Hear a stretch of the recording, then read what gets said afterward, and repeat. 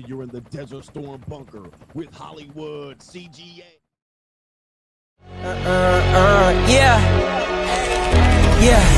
Legends ain't born, they built from the grind. From benches to banners, we sharpen the mind. We sharpen the sword and promise and swore that we going hard and leaving it all on the floor.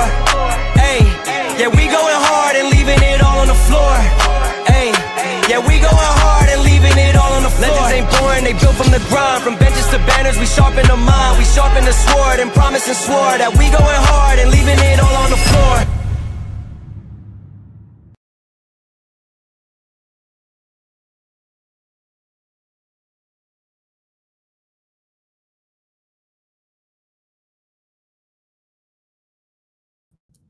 What's going on, everybody? It is Coach Greg Adams back in here with another YouTube live stream. Shout out to the Coach Gang. And of course, that's you for being in here, being involved, and being active on this YouTube channel. And let's get into the stream, man. This is not going to be an official stream. We're going to do that later, my tonight, your tomorrow. But today, we got a stream regarding your boy Andrew Tate being arrested. And this is my first time since being out here in the land of the Lings. Let me go ahead and put your banner up so you can see where your boy is. All right. CGA live from Manila in the Philippines. This is my first chance to get on here on YouTube. I've been rushing around, moving around the Far East, and now I'm in the Southeast Asian Pacific, if you will. And I finally got a chance to settle down after a week of vacation. But I'm going to get back to the show. I'm going to be out here for a couple more weeks in Asia, going back and forth between Far East Asia and Southeast Asia and all of that in a bag of chips away, putting my hands on Lings. As you guys know, the Ling dynasty has started last year, and we're going to continue the Ling dynasty for the next couple of years, enjoying these pleasures of the Lings. All right. So, but anyway, we got a great show for you lined up today. We're going to touch on the situation with Andrew Tate. I know you guys, many of the people here watching this particular stream might be associated with the Manosphere. And so you guys know my association with the Manosphere. I am closely linked and associated with them, although I have no official association or contract or negotiations with any Manosphere content creator. I am CGA alone, the notorious one. And but I know a lot of people watch Andrew Tate. They may watch me as well. So we're going to touch on that in my thoughts about what's going on with the person known as Andrew Tate, who is no longer a free man. He has been arrested in connection with some great charges, some very, very, very severe charges. And we're going to cover that in today's show. We're probably going to have some of the tater tots in here, right? Tater tots in here, pissed off that their guy got arrested. And listen, y'all can come in here and say whatever the hell you want to say. Your boy's in trouble. All right. He is in a massive amount of legal troubles. You can say what you want to say. You can call CGA a hater. You can say CGA wish he was Andrew Tate. And I'm going to tell you what, nigga, I'd never wish I was Andrew Tate in this particular situation or in the boat he's floating in right now. He's in trouble. He's in trouble. He's in major, major trouble. But we're going to look at it. And we're going to do a lot of speculating over this particular subject matter. And not only that, here's the deal. Any idiot saying that they don't got no evidence and what are the charges, you're an idiot at this point. All right. You're one of the idiots that I've assumed would be a follower of Andrew Tate. All right. Talking about there's no considerable charges. What other charges? He beat this case before. You got to be a damn idiot. All right. If you're talking like that. But I'm going to wait for these damn idiots to come into the stream because you know they're going to come in here with that bullshit. He beat these cases and shit like that. He's being unfairly prosecuted. Oh, yeah. We going to get your ass. We going to get your ass and smack the shit out of you when you come in here with that. By the way, again, just so you guys know, I don't give a fuck about none of these niggas in the Manosphere. All right. I don't have no connection, no association with them. None of them niggas help me out. So I don't give a fuck about them. They don't give a fuck about me at the end of the day. So anyway, we got that coming up in today's show. Do me a favor, hit the like button. All right, hit the like button. And I got to return a text message to my son real quick. Let me hear. Hold on for a second. I got to text my son.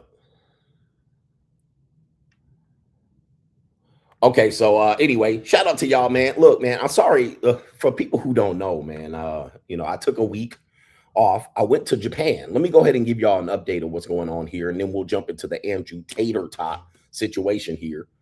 Let me see if we can pull up some shit going on here. So season 9, I know I called last year season 9, but it's officially season 9. Season 9 is going to start August 3rd for those who want to come in and see the Notorious One elevate to yet another level. We're going to another level. CGA is going to another level. We're going Hollywood CGA.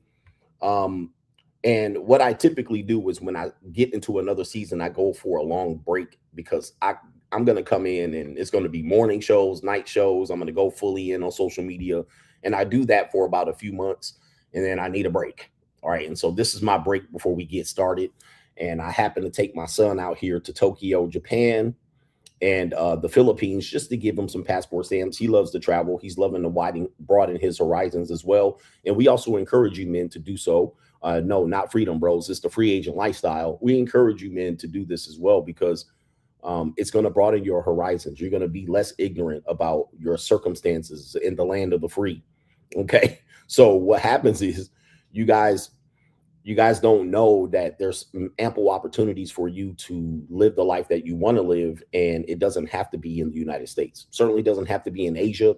Doesn't have to be in Latin America. You can find many places in the world that will better your opportunities. All right. And we want you to explore that as early as possible. So anyway, let me guys show you what's been going on just in case you don't follow me on the Instagram. I try to make every social media account I have special, meaning that I don't want it posted broadly on every platform. All right. But your boy CGA was out here in the land of the Lings. All right. And that's me over there in Kyoto, Japan. If you guys don't know, that is not in Tokyo. And it's one of the most, I guess, the most older school areas in Japan. And there I am in my Komodo with one of my Lings. All right. And she had a good time. And I decided to go full black samurai, although some people were calling me Yasuki. All right. Which is apparently a real black samurai from the, I don't know what century. But your boy went full Asian, all right, full Japanese, full traditional, search for a traditional woman. So there's your boy out there lost in the sauce of the samurai out there in the Buddhist temples and had me a Ling all dressed up in her traditional garb. And yeah, I had a great time out there in Kyoto, Japan, doing some traditional Japanese stuff. Yes, Greg Fu Young was there and all of that in the bag of Chips Ahoy with 50 Shades of Grey coming up. And yes, we're taking the tricking worldwide. You know, the message these guys don't want to hear is that somebody's tricking and somebody ain't. Well, we're showing you what a person can do when you ain't a broke nigga doing broke cope. All right. So we had that going on right there. We also had me over in a place called, which a lot of people don't know it is Miyako, Japan, which is outside of Okinawa, a small island, very much a agricultural agrarian island out there in Japan. All right. So I was basically in the middle of the 7 seas, in the middle of nowhere. And my Ling she did a good job. All right. She was my translator. She was able to translate things for me. So the tour and the trip could go without bumps and failures. You know, she can communicate in Japanese. She was able to have a nigga doing ninja knees and Japa ninja. All right. And Japa ninja out there, my full, I guess I would say very few phrases of Japanese that I can speak. And yeah, Wasabi Baby was doing a good job out there. 50 Shades of Grey again, 50 Shades of Greg. And that's going to be one of the new segments coming up here on the Coach Greg Adams channel and the Free Agent Lifestyle channel. If you guys don't know, we'll go ahead and show you what's going on here. We'll show you this post right now, the official start of season 9. All right, which is going to be a new level of CGA and production. What we're doing is we're distinguishing ourselves from what we've done in the past. We're putting out new materials, new conversations, new concepts, new forms of streaming, date nights. All right, there's the date night and IRL streams in Las Vegas and worldwide. This is a new segment coming up, and we're doing morning and evening shows. This is 50 Shades of Greg, the dark side of female seduction. or as people will say, 50 Shades of Tricking. Broke niggas are still stuck on that. Hey, if you still stuck on that, I don't know what to tell you. But 50 Shades of Greg coming up. We got the evening show will feature guests and video call-ins, all right, for men and women to call in. We're not just going to hear, incel shit and why men can't get together and why feminism fucked them up and how you got screwed in divorce court. We're going to have men and women, invite men and women on for complicated questions. We're going to have the blue chip mindset coming back during the morning show. We're going to have Tales from the Dark Side, another new segment coming in for the Free Agent Lifestyle channel. G the Gentleman, we're going to talk about the 5 male archetypes quite a bit and talk about where men fit in, what you can do to fit in. All right, Doom and Gloom CGA returns. So the Straggle and Sniggle Theater, Fuck You Boss Up returns. Crime and Law CGA returns as well. Inside of the Minor Women and It's an Evil World We Live In returns. And we're going to be doing it nighttime again for the must-see CGA YouTube streaming. I'm taking back over, man. I'm taking back over my spot on YouTube. How has YouTube been since I've been on? All right, ask that question for you. How has YouTube actually been since I've been gone? What are we doing? Somebody said somebody's going to steal these ideas. Like they steal everything from CGA. Then claim to not know where it came from. As a matter of fact, did you see during the Fresh and Fit show, they had a guy that got a BBL talking about how men have been priced out of the dating marketplace? That's interesting because when I was saying it, they were saying, well, you just need game and muscles. All right. But now he's telling people you've been priced out of dating. Boy, I tell you, I got a lot of fans. All right. I got a lot of fans out here. But boy, they don't not claim to be fans of mine. But YouTube is bad news. YouTube is bad news for a lot of people, man, when I'm not here. Oh, man, somebody said I was forced to watch Anton Daniels. Somebody said somebody on Jubilee shouted me out. I saw that as well. Plus, I'm going to have a 1 versus 10 feminists versus CGA coming up next month in August. Stay tuned for that. I heard the roster is full. 10 women already have nominated themselves to go against the notorious one. And shout out to the people who recognize me in Japan. Okay, I got recognized in Kyoto, Japan. Let me pull this up real quick. I'm going to tell you where I was at. All right, let me see here. I'm going to pull this up on the map. And yes, I'll get to the Andrew Tate-ish for the incels. All right, so, but here we go right here. All right, let's see where we're at here. I'm going to pull up where this is. So the first play, wait a minute. That's not what I wanted to. Okay, I didn't put the wrong damn seat. I didn't put the wrong damn place. Okay, here we go right here. Where is it at? Okay, so I'm going to pull this up. Hopefully my personal information is not on here. So this is where I was. This is the last place I was in Japan. All right, but I'm going to pull out, pause. I'm going to pull out just so you can see where I was. So there's the island that I was on right there. See that? Now, when I pull back, look at where I'm at. All right, look at this. All right, so there's Okinawa somewhere in here. And boom. All right, I was in the middle of this little East China Sea in the Philippine Sea. All right, there, Japan, Tokyo's up here. All right, I was literally right there. Oh, my goodness.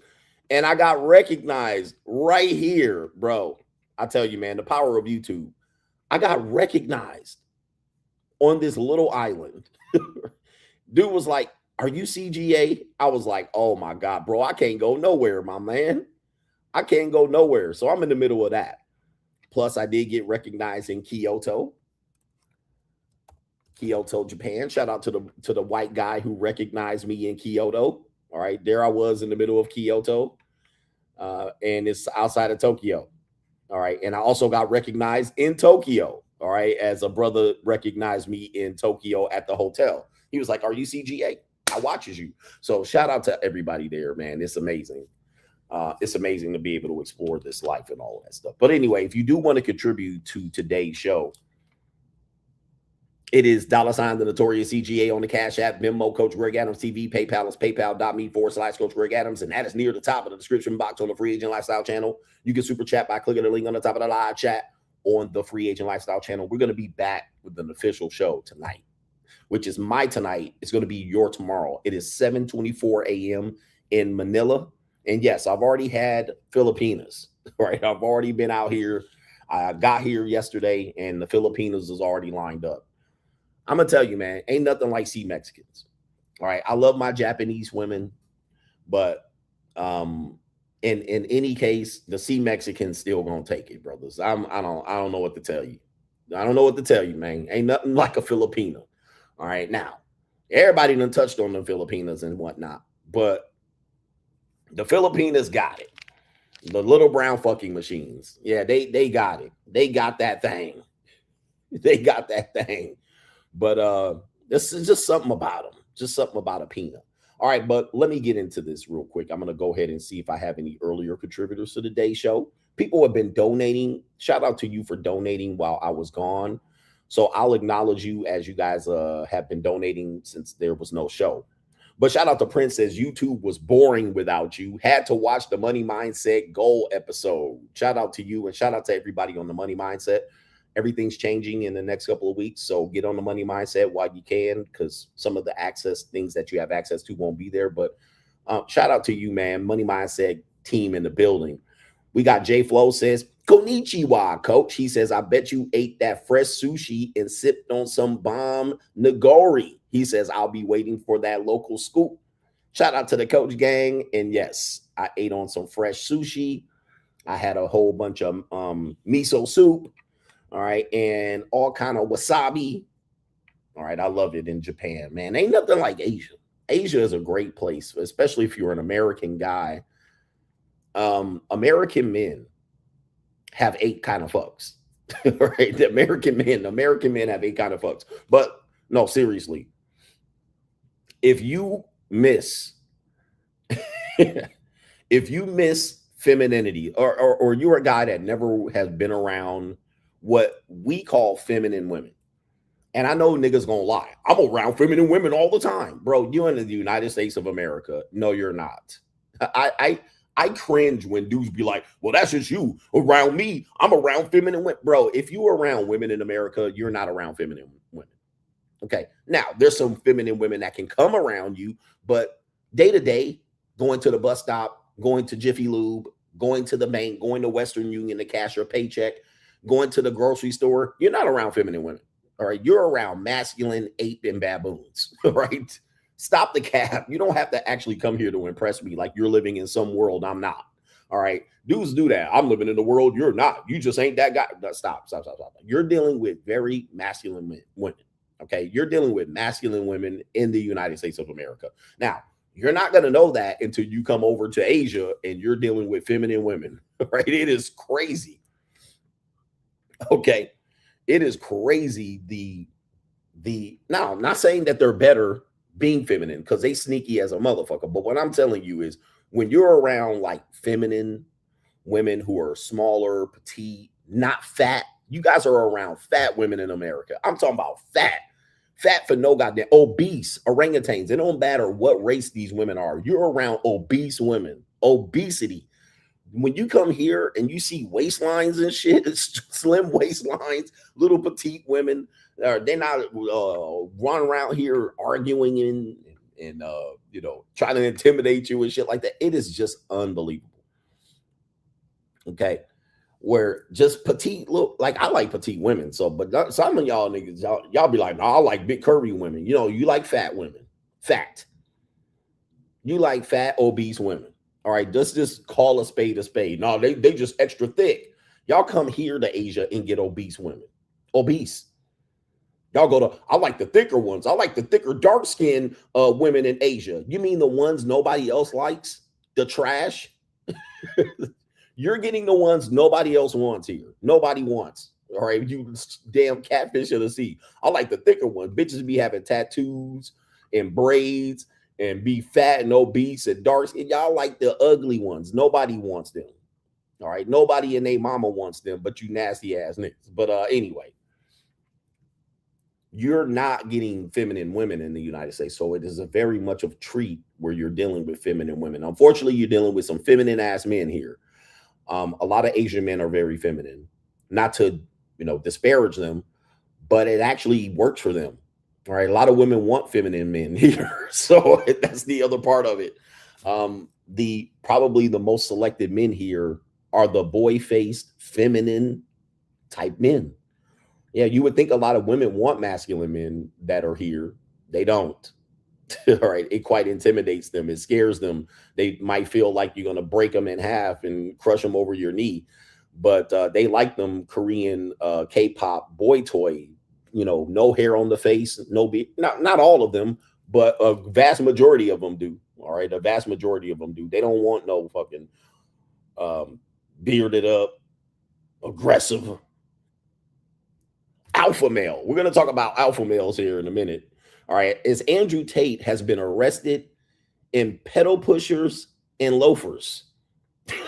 All right, listen. Hey, look. Pedal pushers and loafers. This is who you guys have followed for masculine advice. And I've been saying for a long time that the manosphere has been in, I said this and people call me haters.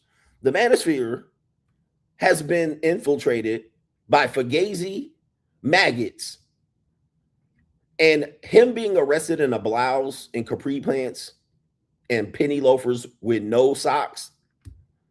I'm not saying he gay. As I'm saying again, and I'll keep saying it again. This is a man that had another man wanting to have sex with him, and he just announced this last week or last month. But to get arrested in pedal pushers in a blouse, a purple blouse. Nigga, listen, I have my bad days. I have my bad days. I sometimes come out of the house slipping, which we're going to talk about in season 9 on the G to Gentleman shit. I sometimes get caught slipping, coming outside dressed inappropriately. You know, I might have some sweatpants on with no drawers on, just free balling. Pause. But you don't see me in pedal pushers and capri pants, niggas. Like, I've never been comfortable with niggas wearing capri pants. And people are going to say, like, CGA, you hating? Bro, I've been saying that for the last 5 years. Why these niggas running around here with their shirt all unbuttoned way down here and shit, wearing capri pants and penny loafers with no socks on? I've been saying that for a long time. This isn't the first time that I've said this. But you ain't gonna catch me in this. Oh, well, that's rich culture lifestyle. No, nigga, no. You're not gonna be in. You're gonna catch me in no capri pants, nigga. You might catch me with a man bag while I'm traveling through the airport because I got to keep my passport close to me on my chest. All right, because I got my passport in there and all my credit cards. I like to go on my bag like this. You know what I mean? Because you gotta show your passport all the time. So I don't want it in this bag over here. I don't want it in my back pocket. I don't want to hold it. So I carry a man bag, you know, when I travel. Because I got all my shit right here. You know what I mean? Passport, credit card. Got to be paying for this. Debit, ATM. But my man got caught almost with his pants down. In capri pants and shit. Like, this is just... Now, you niggas, man, you niggas out here saying you want to be masculine, but you got on tight joggers, nigga. We can't. Hey, Andrew Tate, if you watching this, he's not. Andrew Tate fans, are you here? Yeah, the Merce. I like my Merce when I travel. And sometimes, you know, when I'm not, somebody says, I thought CGA was cool with the Tate brothers. Show me. All right, listen. See, here's the deal.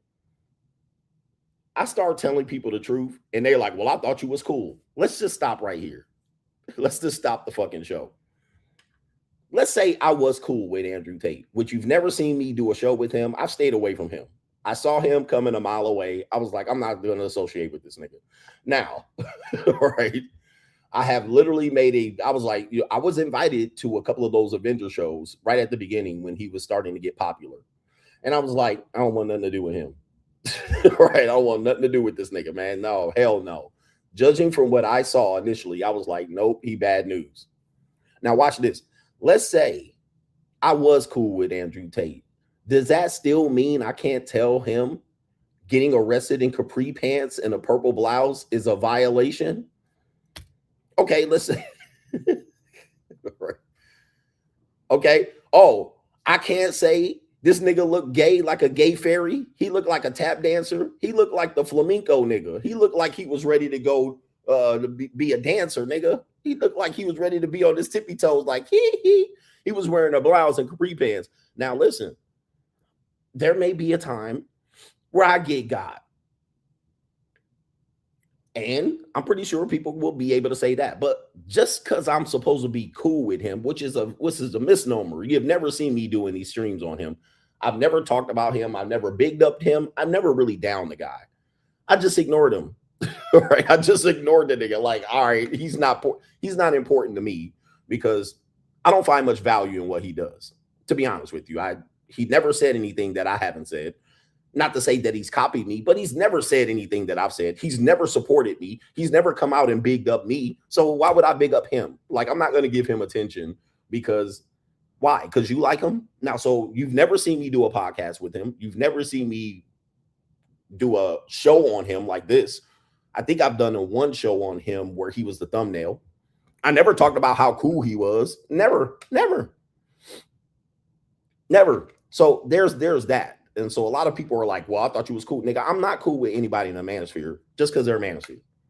So let's get that shit straight. Just because they want to talk about anti-feminism doesn't mean we're on the same page. Right? So anyway, but I've never had any shade about him. I just know who he is. And anybody acting like this nigga's innocent is crazy as fuck. You're crazy as hell, bro. You crazy as hell. If you act like he ain't done something in those accusations, all right? And the reason why we know this is because he said he did. He said he did with his own fucking words. Now, that's just the price you pay of being on the internet. All right, when you're on the internet, you're going to say shit and you're going to reveal shit and snitch on yourself and you want to make yourself look cool. Well, yeah, well, right?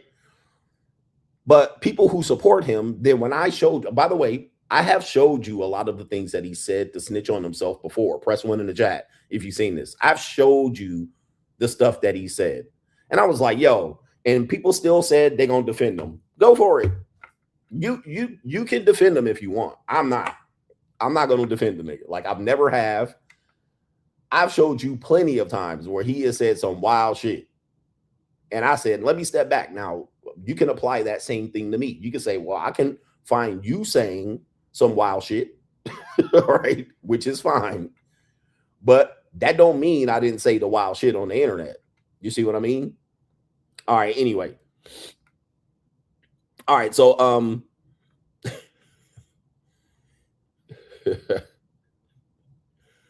right, so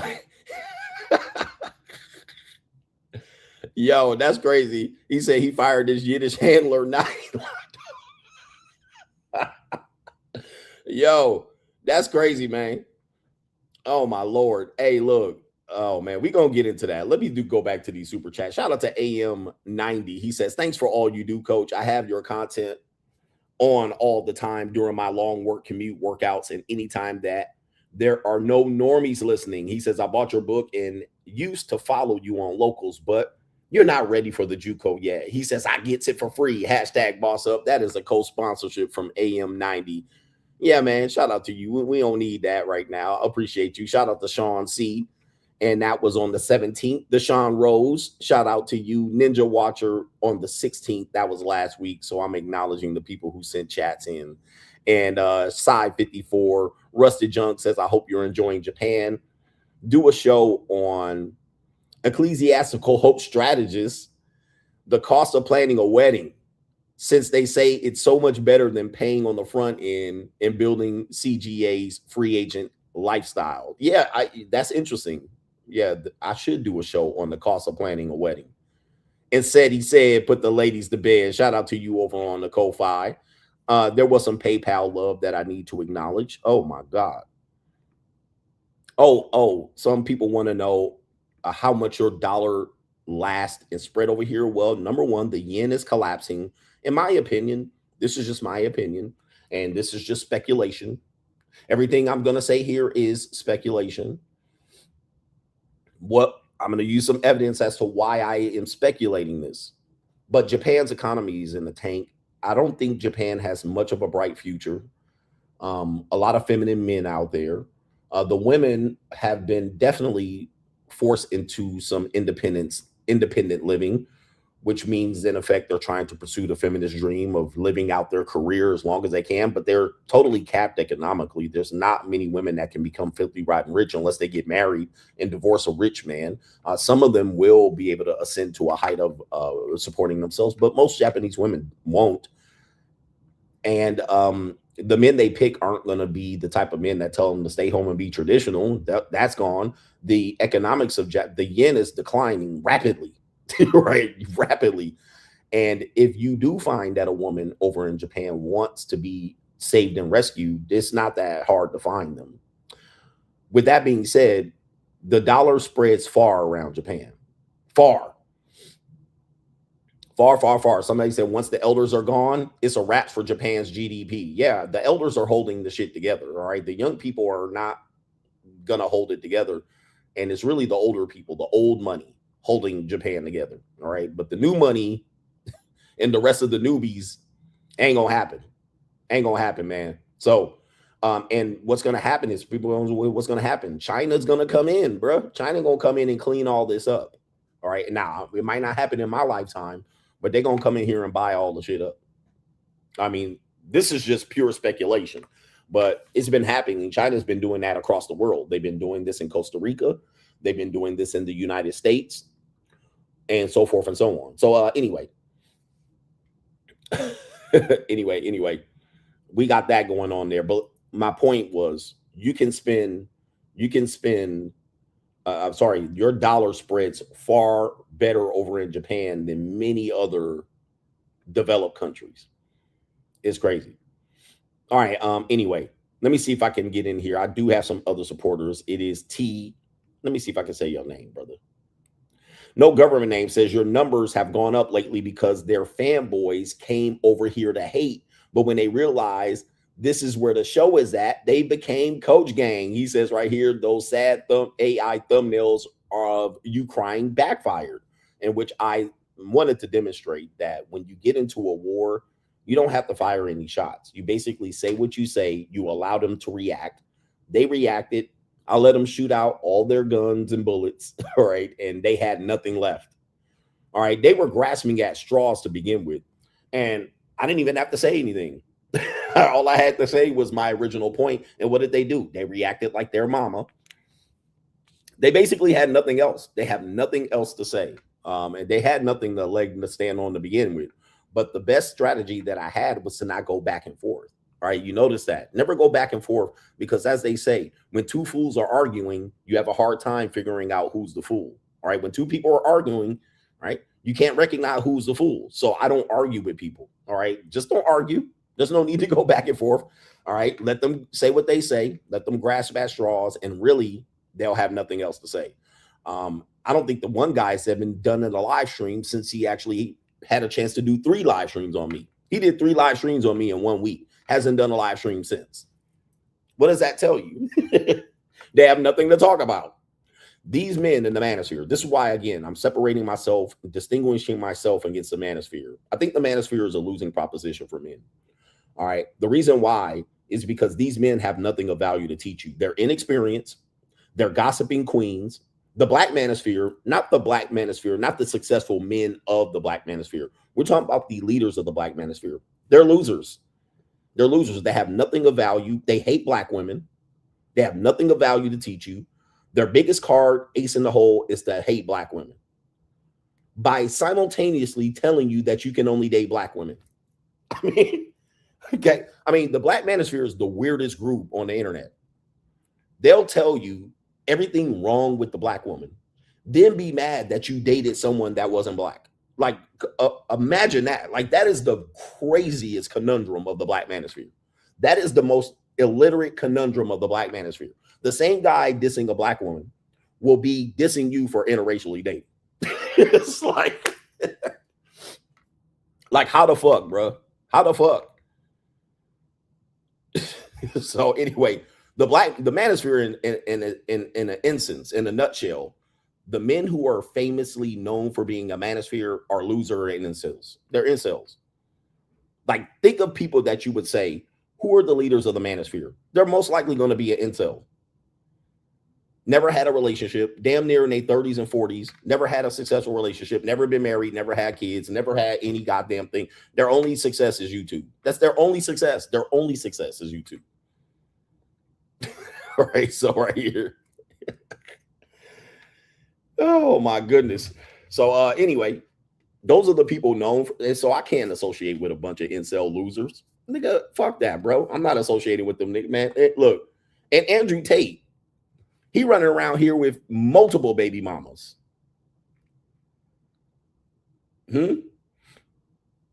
But they don't show that part. And don't he got, I know he got one baby mama. He possibly might have multiple baby mamas. Did y'all know that? Press 1 in the chat. Did you know that? He got daughters. Yeah, he got daughters. Did you know that?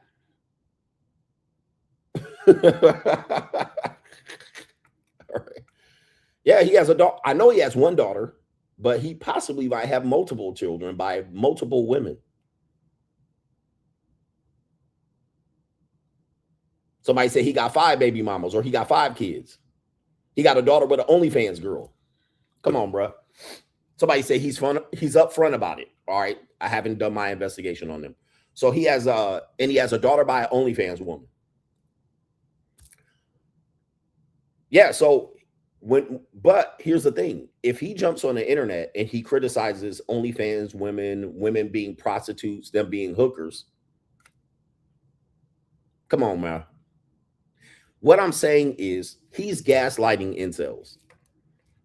He's gaslighting incels. That's all I'm saying. You men have to realize this. About the only thing I might gaslight you about is to try to convince you can be successful. Right? Maybe. But I'm not doing it to gaslight you. I'm actually trying to get you to believe that you can have a better life. Okay? But I don't jump on here on a daily basis ridiculing women for selling their body on the internet, then fucking said women and impregnating them. Now, what I will do is I'll tell you women will sell that peace leave more and more and more because they won't have a choice. Women are going to have to monetize date. They're going to have to. They cannot survive in this economy. They're going to have to date monetize. So when I tell you that, that is not to ridicule the women. It is also not to ridicule the men that participate in this particular thing. Because guys will say, well, it's the simps messing it up. No, it's not. The simps ain't messing it up. The men that are taking the easiest route to get to it without the headache and the bullshit and attaching to the government, those aren't simps. Those are the incels mad. Those are the gang guys mad that the guys are just going to go over there and do it. But I'm not going to go over there and criticize those women for doing it. In fact, I'm going to just go over there and join in. But the manosphere actually trying to control everybody's dick. And most of these guys are incel losers. Bro, that's what they're gaslighting you men. They're gaslighting you men. They're basically telling you these are the problems and then creating the problem themselves. Participating in the said problem. A couple of guys in the Expose the Manosphere. A couple of those guys had they had OnlyFans management pages. Then jumped up on the internet criticizing OnlyFans girls for doing OnlyFans. Nigga, how, bro? So what I'm telling you is that the manosphere is not what it is. This has been infiltrated by a bunch of incels and gays, period. And I'm going to keep proving this point. This nigga Andrew Tate in a purple blouse and capri pantses. Come on, bro. Hey, look, it is what it is. So the incels and the gays have infiltrated the manosphere. So I'm not associating with the manosphere. Fuck that. Don't get me into that shit. I've just tried to warn you. And listen, I'm the bad guy. I'll be the bad guy. All right. I'll be the bad guy, but I'm going to sit up here by myself. Fuck that. I represent me. I don't represent no group, no manosphere, no red pill, no incels, no MGTOWs. It's just CGA. Fuck everybody else. All right. And they can go fuck themselves for real, bro. It is what it is. These people are crazy, man. And I've been telling you this for years. Look at my show, Coach Greg Adams channel. I've been showing you that what the manosphere has become for years. This ain't no new shit. This ain't no new shit. All right. Anyway, let me see if what's going on. Oh, somebody sent me a Cash App, so I can only look at it on my phone. So pardon me for a second, and then we're gonna get into this news here. We're gonna get into this news, and you can like it or not, bruh. At the end of the day, CGA don't give a fuck. I'm in a good position in life, right? I got people who care for me, and if you don't care for me, I ain't trying to win you over. I'm at the point of my life in my YouTube career that I'm not trying to win you over. I'm not trying to win you over. I'm not trying to convince you. I'm not trying to argue. I'm not trying to debate. As a matter of fact, I'm one of the last men standing at this point with any semblance of a reputation left. I'm one of the last men standing. So consistently going on 10 years, no arrest yet. So shout out to Anthony Baker, says, keep up the good work. Shout out to you. We're going to keep up the good work. I appreciate you. Shout out to Ian Williams, says, salute to Hollywood CGA on Thursday. On Saturday, Preston says, have you heard about the voicemail guy yet? I have. And I haven't found a way to weave it into the show. And it's going to be old news by the time I get back to the continental United States. So I'm going to have to leave that conversation alone, the voicemail guy. All right, so let's start in on the situation here. Do you guys want some comedy first? Damn, hold up for a second. You want some comedy first? Let's give you a little bit of comedy. All right. This is kind of a straggle and sniggle theater. But, and by the way, if my editor's watching, do not edit any of this shit. All right, I'm not going to replay none of these clips. All right, there's not going to be a replay of this. But let me show you this real quick. Straggle and Sniggle Theater, we have this guy right here says, I almost took this to the grave. This is one of those things where dudes say that they don't be paying out here. And the funny thing is, if I can just get these guys to show me receipts, it would prove exactly what I'm talking about. And I'm just telling you guys, I've been in situations I don't pay either. I don't always pay. I haven't always paid. I don't pay everybody. But what I also know is the type of woman in work that it takes for you to get it for free. It's just not quality women. It's just not quality women. There's almost never going to be a chance that they're quality women. All right. Every now and then, onesie, two skis, here and there skis. All right. All right. One and twosies, here and there skis. Okay. They're going to be some decent women. Decent. Sometimes there will be a knockout that you kept slipping. All right. So you're going to have some knockouts that you kept slipping, some decent women, and a whole bunch of leftover losers. And this is what I'm telling you. This guy says, I almost took this to the grave. He says right here, and there's music in the background. So let me see here. This is one of them nights that you should never, ever mention to nobody. All right. So he said, this is one of them nights that you should never mention to nobody. Now, because there's music in the background, I'm going to turn off the music and you're going to see, he says, I'm out with somebody that I wouldn't want you to know. Now, take a look at that. Take a look right here, gentlemen. Take a look at that. This is why receipts are important. This is why when dudes brag about what they do and how they do it is massively important. And somebody said, no, you don't need receipts. Yes, the fuck you do. I'm going to need to see what you doing out here because I already know. I wasn't born yesterday, my nigga. That's a whole Magilla gorilla. That is really subpar. That is like bottom of the barrel. That's like a bottom of the barrel, bruh. And yes, with a couple of drinks, that's a nightclub or a bar or a tavern or whatever it is. And I just go here and I just do X, Y, and Z. And I'll never pay because there's bitches out here giving it for free. And that's what I'm talking about. This is why you have to have receipts. You do. You have to tell me and show me what you're doing. You can't just tell me. If you just gonna talk, it ain't gonna mean nothing to me. It means nothing to me. Oh, well, me and I'll never. Okay, shut the fuck up, bro. Show me. Show me. All right, because I know there's women out here giving that pussy up. Women out here like this getting fucked like crazy. And look at them showing teeth. He about to be kissing with her in a minute. Look at this. And there he is going in the car. Take a look. I'm going to tell you, man, men are smashing these. I'm talking about a steady diet. And by the way, the guy in the video is not a bad looking brother. He's not a bad looking guy. He is overweight. He definitely it's down bad mentally. He's down bad mentally. But if he got his life together, which has been my point, you would not associate with women like this all the time. All right. You would have a 1 and 2 here and there. The guy's decent. He's a decent looking guy. And if he got in shape and got off the 40 ounces and the Hennessy and the weed, he would be in good shape. That's what I'm telling you. He's in his 20s. You're in your 20s or 30s. Get your life together so you don't have to do that to yourself. Okay. That's my main message. Your mindset is forcing you to do that and then find that pleasurable. Although it is going to feel pleasurable. However, bro, I would rather you paid. Right?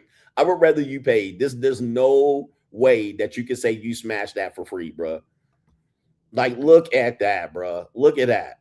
That is terrible, bro. Yep. Drooling all on the nigga. I mean, and listen, you're going to think that's a one-off. You're going to think that's a one-off. This is why dudes be like, Pookies be winning. There he is.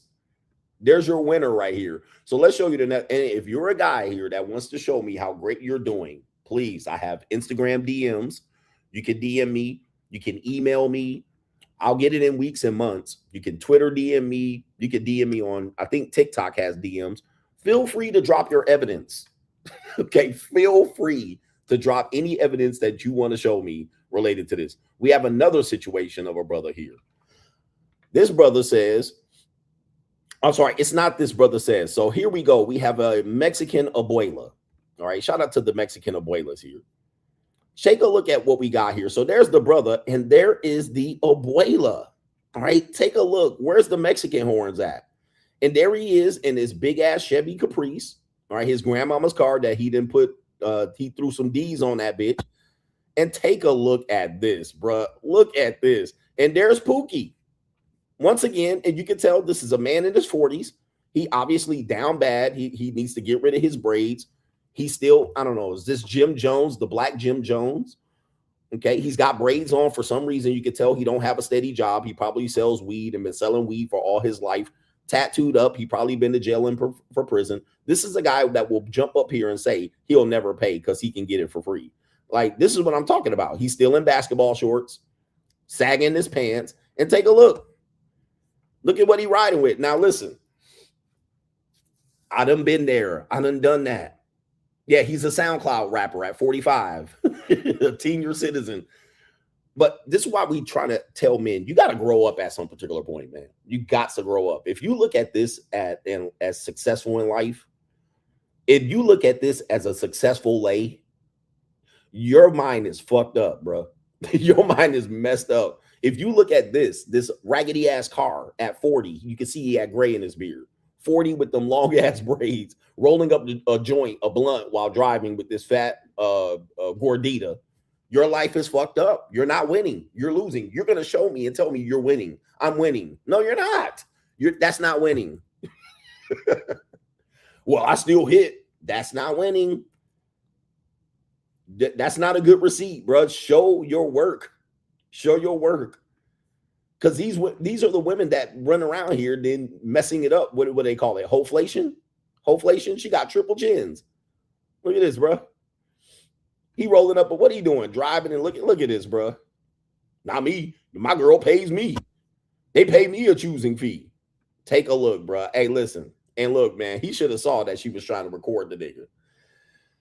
Oh, my Lord. Anyway, my goodness. That was Straggle and Sniggle Theater. This is not an official show, by the way, but thanks for joining me. We got 1,400 people in the room to hear this story about Andrew Tate.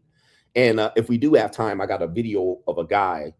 He says he's got his first Thai girlfriend and how he got finessed in Thailand. All right, I'll show you a preview of said gentleman here.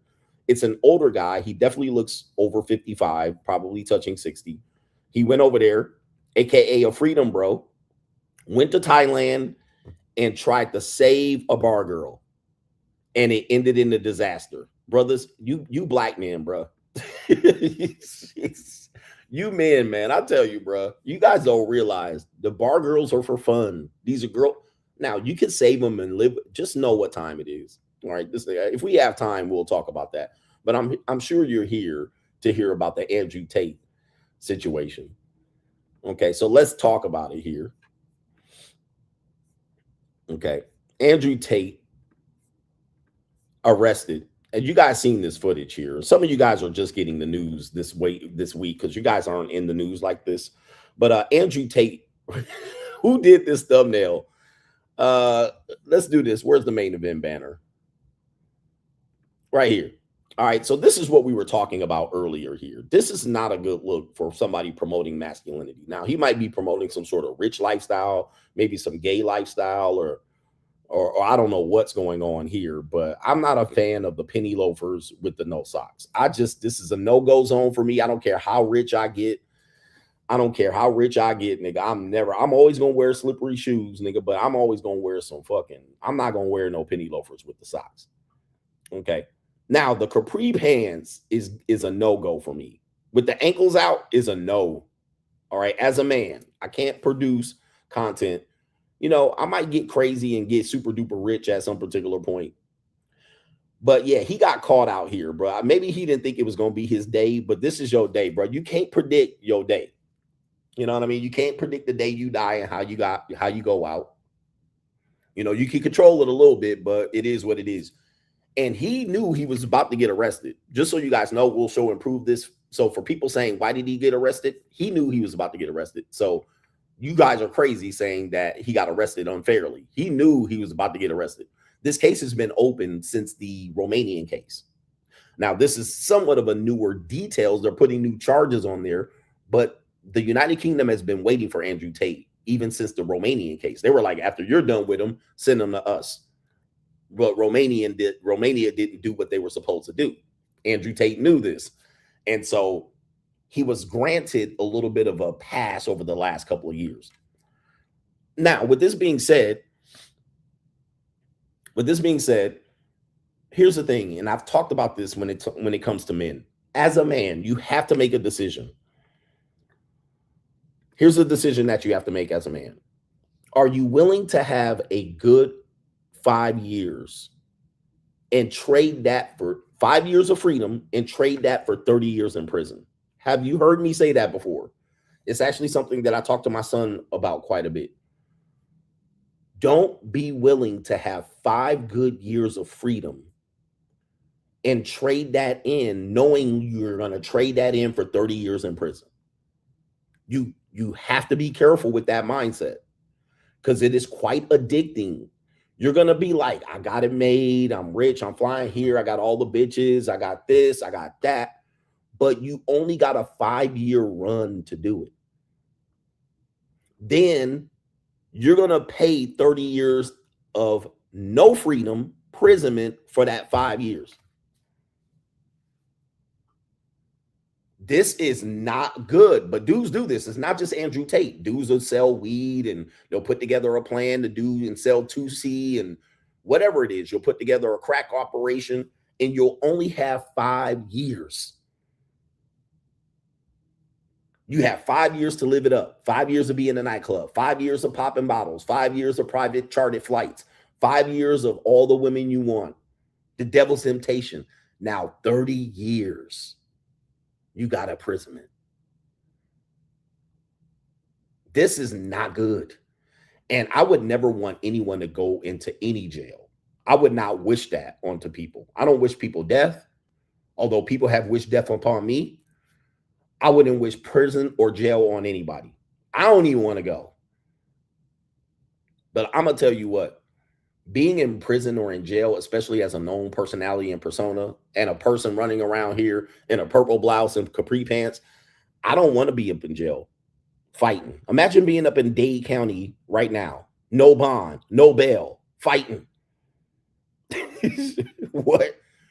And you waiting for the day. You just crossing off days on the calendar every year, just waiting to get out. I don't want that. I don't want it. I don't want you to have it. I don't want you to think about it. So when you think about it and see how people are doing and what they're doing and how they're moving out here, That's what the decision you're making. While you're celebrating this guy, there are people celebrating this guy. There are people celebrating the Wes Watsons of the world. And these people are knowingly criminals, or at least being charged with criminal activity. I'm talking about major crimes, not misdemeanors and shit like this. I'm talking about major crimes. The problem is Andrew Tate has major problems, all right? And I'm going to tell you the two problems he has, which is going to be the two things that is going to be the nail in the coffin. The nail in the coffin for the guy. Could he beat these charges? He could if he was in the United States. If these charges were in the United States, Andrew Tate could beat this case.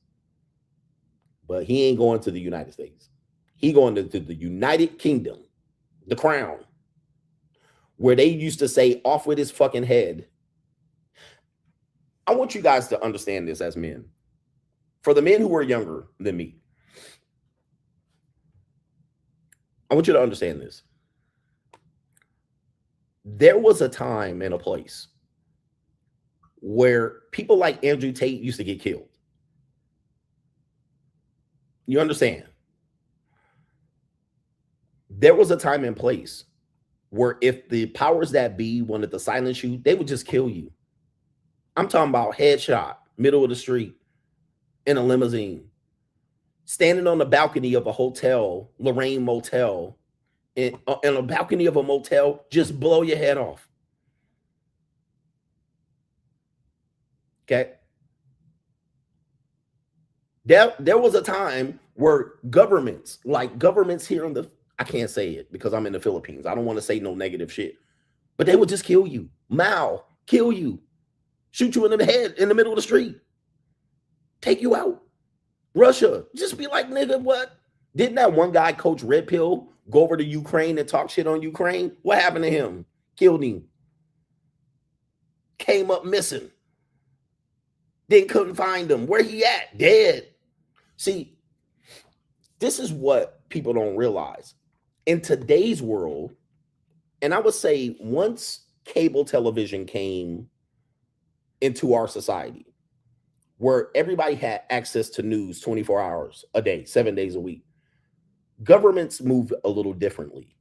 They couldn't just do what they used to do. See, back in 1950s, in the 40s, in the 30s, and literally the 60s and the 70s, they could do whatever the fuck they wanted. A government could do whatever they wanted and hide the evidence, cover it up, look the other way. Tell people you didn't see shit. You see what I'm saying? You see what I'm saying, gentlemen? So if you think you could just jump up and talk shit against a government and they don't handle your ass, this is the way they handle you today. This is the way they handle you today. So they can't kill Andrew Tate. Not now they can't. They could when he's behind bars, they can get him now. Okay? Behind bars, they can do whatever. And I don't think he would delete himself, but he could come up dead at this point, right? Because they could get their hands on him and say, fuck it, we ain't going to no trial, nigga. He dead because he's behind bars. Once they get him in the UK, they could do whatever they want. I don't think the UK would do something like that. But if it was Russia, they would do it. They would just unalive the nigga. Okay, we got your ass. And he'd be like, I'm going to beat this case. Dead. All right? Just like that. Okay? Somebody said, why did Russia give Brittany Griner back? Brittany Griner had a vape pen. This is not the same crimes. These are not the same crimes, brother. All right? So, and Brittany Griner ain't no political prisoner. Andrew Tate is a political prisoner. Andrew Tate is definitely a political prisoner in this case. He has spoken out vehemently against the government of the United Kingdom and the United States. So this is not that hard to figure out. This is not that hard to figure out. You can get got. As soon as they want to stop you, they can stop you. And they've been waiting to put hands on him. And they got him. Okay. They got him. Now, here's the next part of it. When they put the child prawn on him,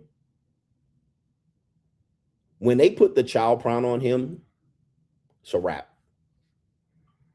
See, all of these other cases, there was no child pornography. There was no child or anything children related. And in my opinion, I'm speculating here. I don't think there might be anything related to him, technically related to children, right? We're talking about 8, 9, 10, 11-year-old children. I don't think there's anything related to that. I don't have any evidence of that. But we do have Andrew Tate talking about 15-year-olds. That's where he's in trouble. If there's any materials of any women that are in that age range, which he has admitted to being intimate with, it's over. Okay? That's enough. And if he has anybody in that age group, 14, 15, and he is admitted on this internet to being in relationships with women in that age group, it's a wrap. Even if those women are not a part of the case, right? So if those women, because they supposedly have a set of women, up to 7 women, but those are those 7 women. If there's another woman, even if that woman hasn't pressed any charges, but they found evidence on his phone, his laptop, of a woman who was 14 and 15, which he's admitted. There's supposedly a woman, that name was Vivian, who was supposedly 14 and 15. If they have naked pictures of her, he gone. Okay? It's over. Even if they don't get him on the other charges, that's enough to put his ass under the jail. So in my opinion, if that is the case, we're just speculating, but he's been charged multiple times with this particular piece of thing there. If they got Vivian or any woman, Vivian was supposedly protecting him, but if they got that material on his computer, that's bye-bye. You see what I'm saying? See what I'm saying? Like that's not good. And somebody said UK doesn't have due process. Facts.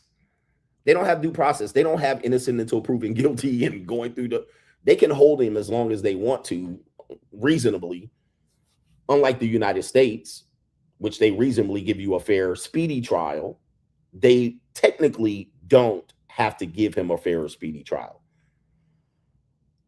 You know, they might not have the idea that he gets to confront his accuser, which we have here in the United States. We have that. We get to confront our accuser. We get to get the evidence of who the accuser are. We're entitled to this by the Constitution.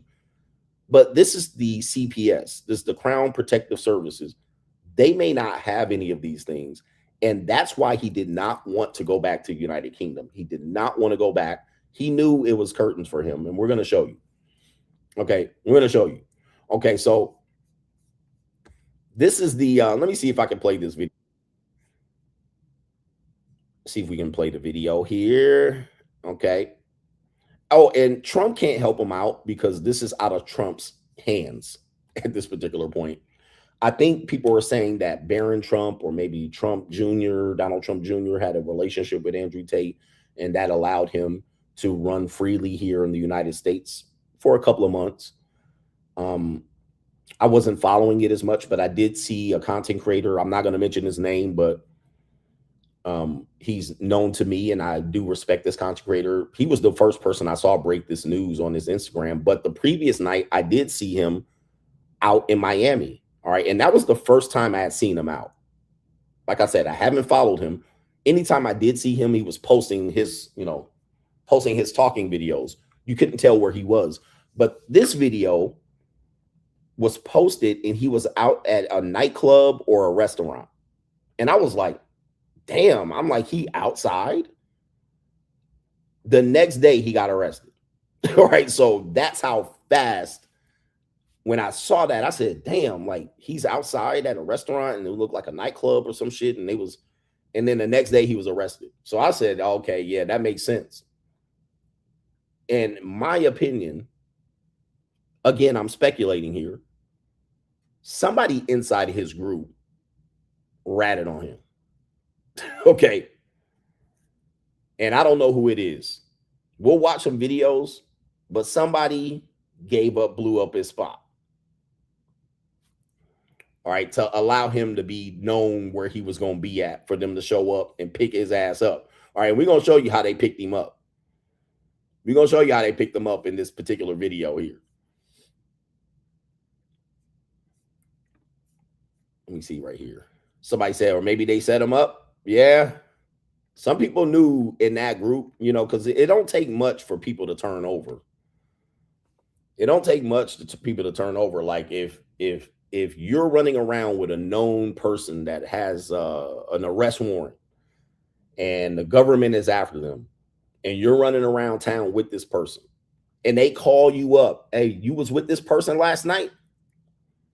I saw you on Instagram with this person last night, and they call your ass up, and they heavy breathing on the phone. Turn yourself in. They got the disguised voice. Turn yourself in, or we gonna arrest you, nigga, because we know you got some charges. Okay, and they like, nigga, turn them in. Where you gonna be at, or we gonna come arrest your funky ass? What you gonna do? I'm gonna keep my homeboy. I'm never gonna tell. Okay, you going to jail for this nigga? Are you going to jail for Andrew Tate? The answer is no.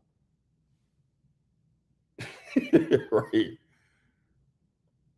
You ain't going to jail for Andrew Tate. Neither is me, nigga. Okay, we gonna be at the airport flying out of a fucking charter flight in Fort Lauderdale, nigga. We landing on this day, all right, and we landing here. I think what happened was they was in Miami and they flew to Fort Lauderdale and they came out the airport. Got.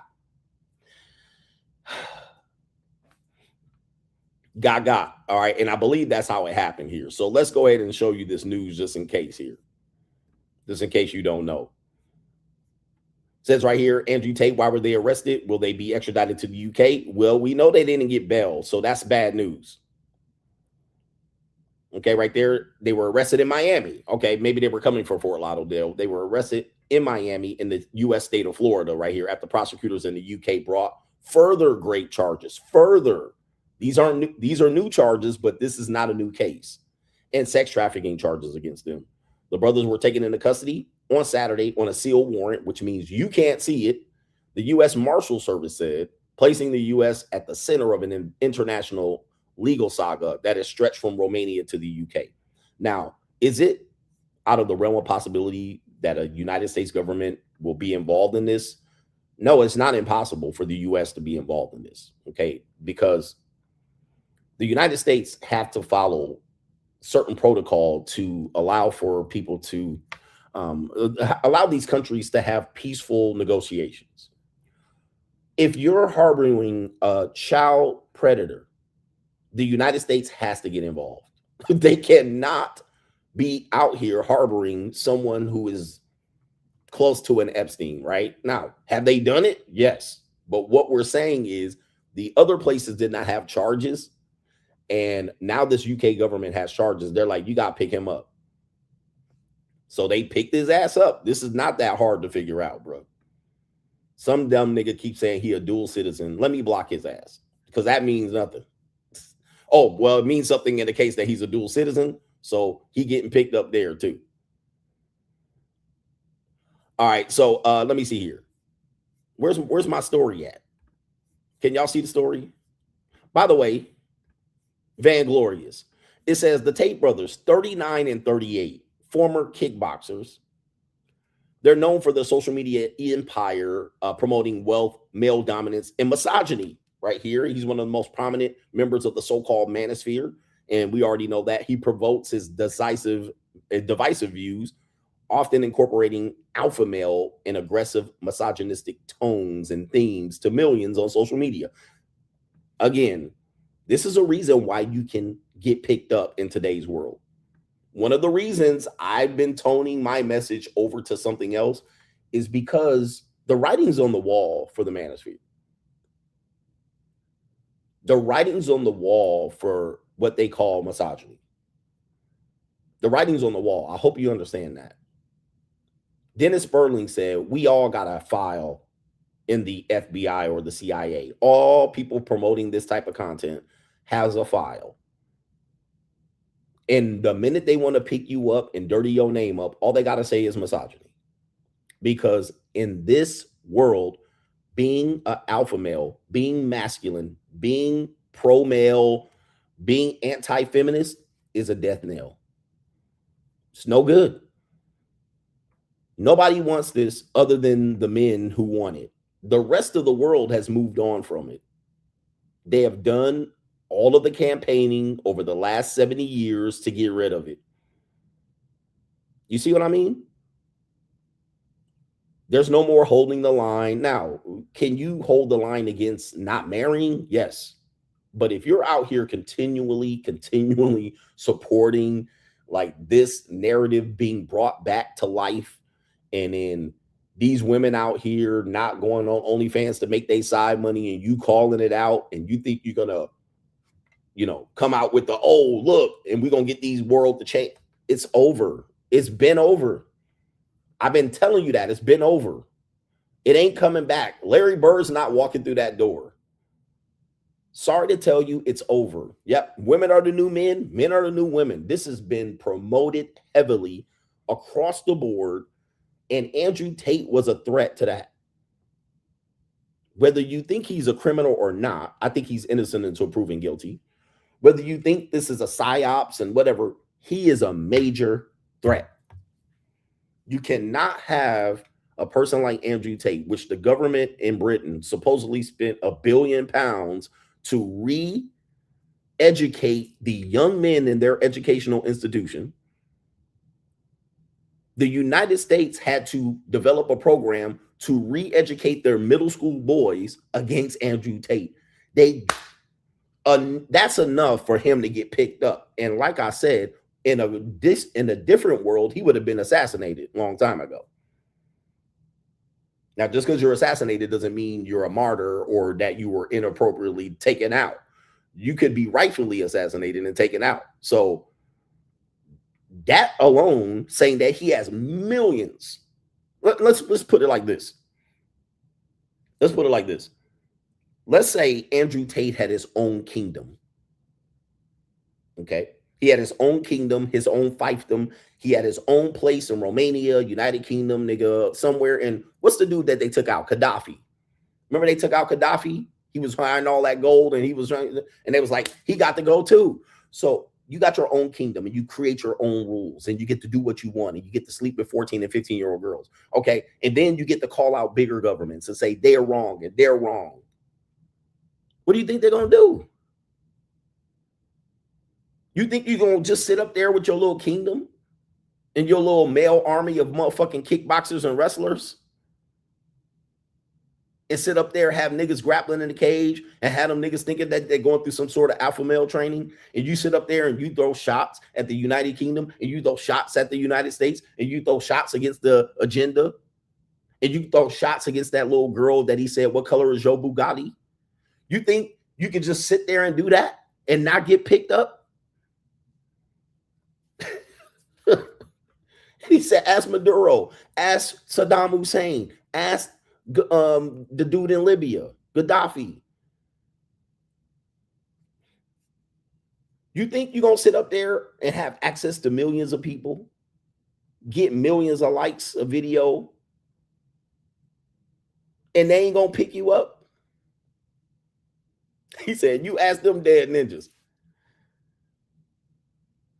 Who was the little person that he went after? And when he went after that one person, that was a wrap for him. He went after that one little girl, I ain't gonna say her name, and asked her, what color is your Bugatti? And he sat up there with his own kingdom of millions and millions of young boys who, when he speaks, they listen to. But when this fat Maggie teacher in United Kingdom, they don't listen to her. And they go up there and all these female Maggie teachers run in there and say, these boys don't listen. Picking his ass up. Yeah, the how dare you chick. Yeah, that's her name. How dare you chick. He went up there and was like, what color is your Bugatti? Guess what? His life became hell after that. So they went in there and raided his castle, took all his money, and they gonna bleed whatever money he got. They about to bleed all that. The platforms, let me just say this. Andrew Tate changed social media forever. Andrew Tate is like the Vince McMahon of social media. Vince McMahon, as you guys know, he was a renegade wrestling promoter who killed off all the promotions, only for him to later get, end up the way he is. But Vince McMahon came up with the XFL. XFL, NFL want nothing to do with it. But the XFL went off. Vince McMahon said, fuck that shit. We're going to do our football league. Now, when the XFL got done, they only lasted a year. But what happened? The NFL prevented them from being able to raise money, essentially a monopoly. Now, this is the important part. Once the NFL was able to get rid of the XFL, what did the NFL do? They started taking all their shit. Right? They started doing what? Oh, we like that. We like the referee with the video camera. We like this. We like that rule. They took the kickoff rule. They started taking all the rules. So they got rid of him and said, oh, he came up with some innovative shit. And they started taking it and using it for their own. That's what social media did with Andrew Tate. Yep, they took the kickoff rule, the camera shots, the linebacker camera with the referee. So what I'm saying is Andrew Tate did that for social media. Everybody that runs social media and all the platforms that exist, they got that from Andrew Tate. The strategies that they're using, Andrew Tate created that shit. Or the people who work for Andrew Tate created that shit. Being able to never be canceled. Okay, how did he do that? He got his affiliates to promote his content on multiple pages to where if they ever ban Andrew Tate, which they did, they still can't get rid of him. Okay, they still couldn't get rid of him. Now people call that clipping. All right, this is clipping. Now that's clip pages, clipping, clip farming. That's Andrew Tate created that, or his group created that to where he could not be silenced. Now, here's the problem with that. If you do that, that means they can't control your message. They can't shut you down. Whereas every other content creator, they just ban your page. And now you shit out of luck. You shit out of luck. They just ban your page. You cooked.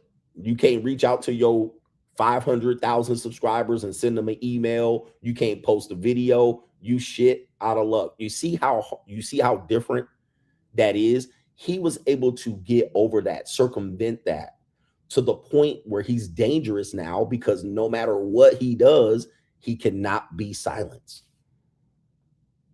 They got to silence you. That's how they gonna do it. They got to find another way. How we gonna get him? Okay, how we gonna get him? So that right there is, we're not even getting to the charges yet, but his influence is too big. Today, let's just say I had 1 million followers. Even when I post a video, it might even be shown to 10,000 of those million. It might only be shown to 10,000 of those million. The platform controls that. TikTok, Instagram, Facebook, YouTube, they'll be like, we only want this amount of people to see it. We're going to shadow ban it, demonetize it. We're going to take away the ad revenue and boom. Okay, he can't, nobody hearing the nigga. Andrew Tate circumvented all of that. Too powerful. Too much power. Too much influence. So one of the motives, other than the crimes, is to get him to shut the fuck up. How? Put him behind the bars. Now, does this stop the message? No, because he still has the ability to have multiple people spread his message, even though he's going to be behind bars. And I would say more likely they will create a martyr out of him for the young boys who believe he's being unfairly treated. Let's get back to it. Okay. All right, let's get it back into it, and we're going to show you the video. The brothers also are avid supporters of Donald Trump. You notice that they're mentioning that, even though that is true. That is a L take as far as the mass media. If the mass media connects them to Donald Trump, then that means that these are bad guys, and so is Trump. Trump bad, so is Andrew Tate bad. And they're connecting that. New charges. This is where people say they beat this case. This is incredible, man. They did not beat any case. What case did they beat? None. It says right here. Oh, by the way, the reason people believe that Andrew Tate beat the cases is because Andrew Tate was successfully over Twitter telling people misinformation about his case. Okay, so you weren't following the news. You weren't following Romania news in the courtroom. You were following Andrew Tate's Twitter, and he kept saying that he was beating this and they was throwing this and this and out. But that wasn't true. It was not true at all. He was giving spin. He was spinning the way things were happening. And then he was saying they was dropping this and they was beating this and they beat this and they successfully won, but that was not true. So that's why people are saying, well, what's the problem? Why they keep coming after him? Well, he was never beat anything. All right, just so you guys know. Okay, and it says right here, new charges. British prosecutors say 59 new charges. My G, 59, Jesus. 42 against Andrew, 17 against Tristan, related to offenses that took place in 2010 to 2017. This is where the young men, I want you to listen to me, for real, bro. I want you to listen. Somebody's going to say, why they coming after him now for these charges? Listen, I don't even follow Andrew Tate that much. And I know that that's so dumb for you to say. Number one, if you actually listened, this guy was running from them charges from the beginning. Okay. He knew these charges were coming. These charges were pending before he went to Romania. He went to Romania to prevent being extradited back to the United Kingdom. He has shitted in the UK. He left the UK to go to Romania so his ass didn't have to pay for them, face these crimes, alleged crimes. He also continued doing the exact same thing in Romania, and he said that he knew he could get away with it more in Romania based on the fact that they're less likely to move on him for said offenses. So, guys, this is not rocket science. I know you guys, that's your boy and shit, but this ain't rocket science. These girls were, I don't know about the new girls, but there were already pending charges against Andrew Tate before he got to Romania.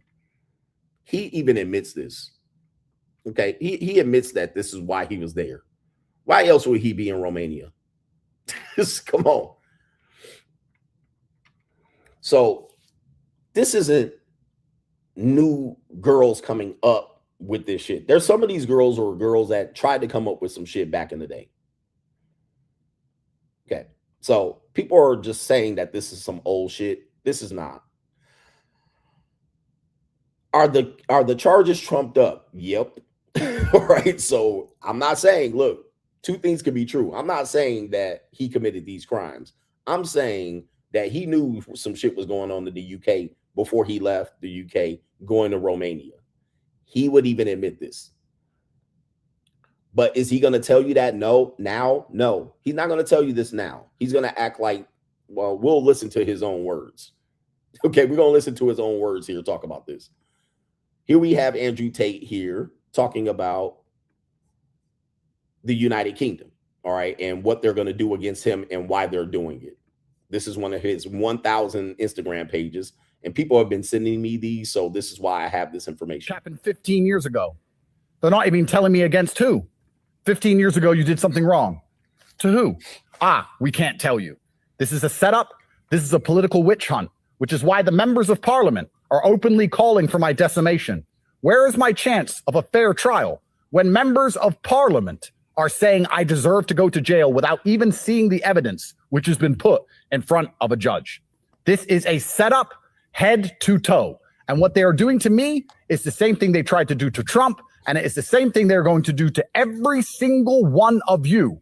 Their intention is to attach heinous allegations to my name so that people talk about the allegations instead of my ideas. Irregardless, God knows the truth of my heart.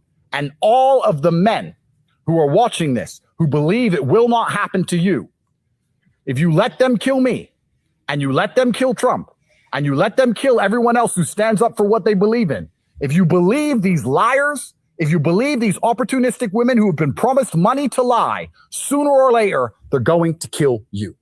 Okay, so shout out to him on this one. He's saying some truth shit in there, but he also saying some false shit, which scares me about him, bro. This is a scary thing about him because, you know, as much as we might think that he's doing for the good of men, he's doing it for the good of himself. Okay, He wasn't doing for the good of men. But this is typically what you would have heard Saddam Hussein say as they were hanging him. Okay, same shit. Or he's not going to admit, yeah, I fucked up. Yeah, I was doing this. Yeah, I was doing that. But we do have him literally on here talking about what he was doing. You see what I mean? Like, it's not that hard to find. And I've done a show on this where I'm saying this is him saying he has a pimping hoes degree. This is him saying that he gets women on Instagram by sending them a DM to fly to Romania and then get them linked as a girlfriend and then put them on OnlyFans or webcam. I mean, so we have him saying this. Like, we know that that's what he's done. Then he gets up here and does this. And now you say, for me, I can't trust him. I'm like, I can't trust this nigga. He wanted to be Judeo saying, yeah, he wanted to be Judeo saying and just be able to say what he says and do what he does and then claim to be innocent. And I don't understand why. I'm not a supporter of the guy like that. I don't hate him, but I saw this shit coming a mile away. Even when he started to become prominent and famous and featured on Myron's show was the one who reinvigorated his career. Okay. He was known for doing what he was doing. He was known for YouTube. He had a solid following, but when he appeared on Fresh and Fit around 2021 or 2022, that's when his career took off. And that's when he became more prominent and known on social media. Right around, I want to say 2021, 2022 is when it happened. So it hasn't been that long, barely about 4 years. But this tactic, and I want men to listen to me. I'm here to teach you. Listen to me. This is a lover boy tactic he's admitted to doing. This is why he's getting charged. Okay. Now, has it worked for him? Yes. He was able to make a lot of money doing this. But this particular tactic is not looked upon as very well because if one woman feels she's victimized at any point, she's going to say that I was taken advantage of. Then if they go back and look at any money that was made, any taxes that weren't paid, and if they start going back and doing this and saying she didn't get paid, she got sexually abused during the process, she was under 16 at the time, which there are some women saying that he contacted them and she was still in high school, even though the age of consent was 16 in Romania, probably was 13. Let me look it up. If they come out after that, it's going to be hard for them to disprove it if they're on camera. You see what I mean? For the men saying that, well, these women have regret and X, Y, and Z, and they didn't get what they wanted. They wanted Tate. They wanted a relationship with him, and they end up getting finessed. Their punani put all on internet. This is true. But in our world,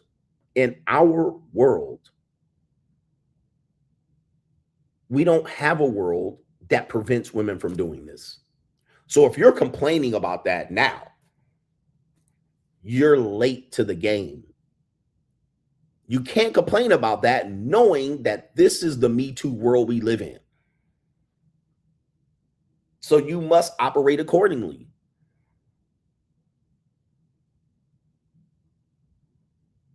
You can't complain about it. This is the world we have. We don't live in the world where these women, oh, whatever, just regret it and they just coming out. That's the world we live in. You develop a business around that, knowing that's the case. This is what happens. They can trace it back to 2010 to 2017. Even you, me, it's the same thing, gentlemen.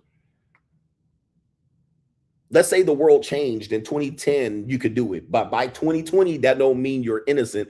By 2021, they can go back to 2010 and say you were doing this. It was fair game. It's foul now.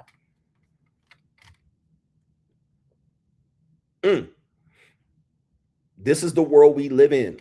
So you can't complain about it. This is what we got. Let me see here. Romania's age of consent. Well, apparently Andrew Tate said they don't care what the age of consent is in Romania. That's why he was out there. 16. All right. Which is going to be part of the case because, in my opinion, the girls that are in this case, most of them were 16, 17, 18, 19, 20, 21. Some of them might have been 14 and 15. Which we can have evidence. We do have evidence of this. We have evidence of him admitting it, at least him admitting it. We have a woman out here saying that she was with him when she was 15 and 16 and 14, right? So even though you might say the age of consent was not violated, which he can argue that. Nope, these girls were 16, 17, 18. They were legal. Here's the problem. I don't know how the jury system works in the United Kingdom.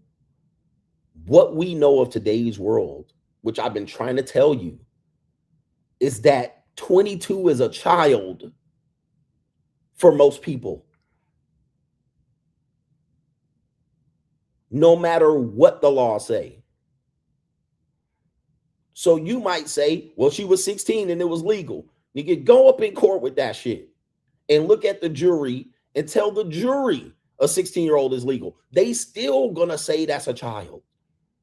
Now, we know in our circle, in our world, we might say, well, that's not fair because, well, the law says. But when you start having jury and people considering the evidence and looking at it and hearing you say a 16, 17-year-old woman is a fully grown adult, you can do that on the internet, but guess what? Go in court with that shit. This is what I'm trying to tell you, man. Go to court with that shit. Go to Normieville with that shit. Go to the judge with that. That's why he's cooked. Go up in there and say, well, the age of consent is 16 so she can show her vagina on the internet. Go in there. This is what men don't get. Y'all arguing shit that y'all can't win. What's right, legal, fair, it ain't got nothing to do with Normieville and the Matrix and whatever you want to say. Go out in the real world with that shit.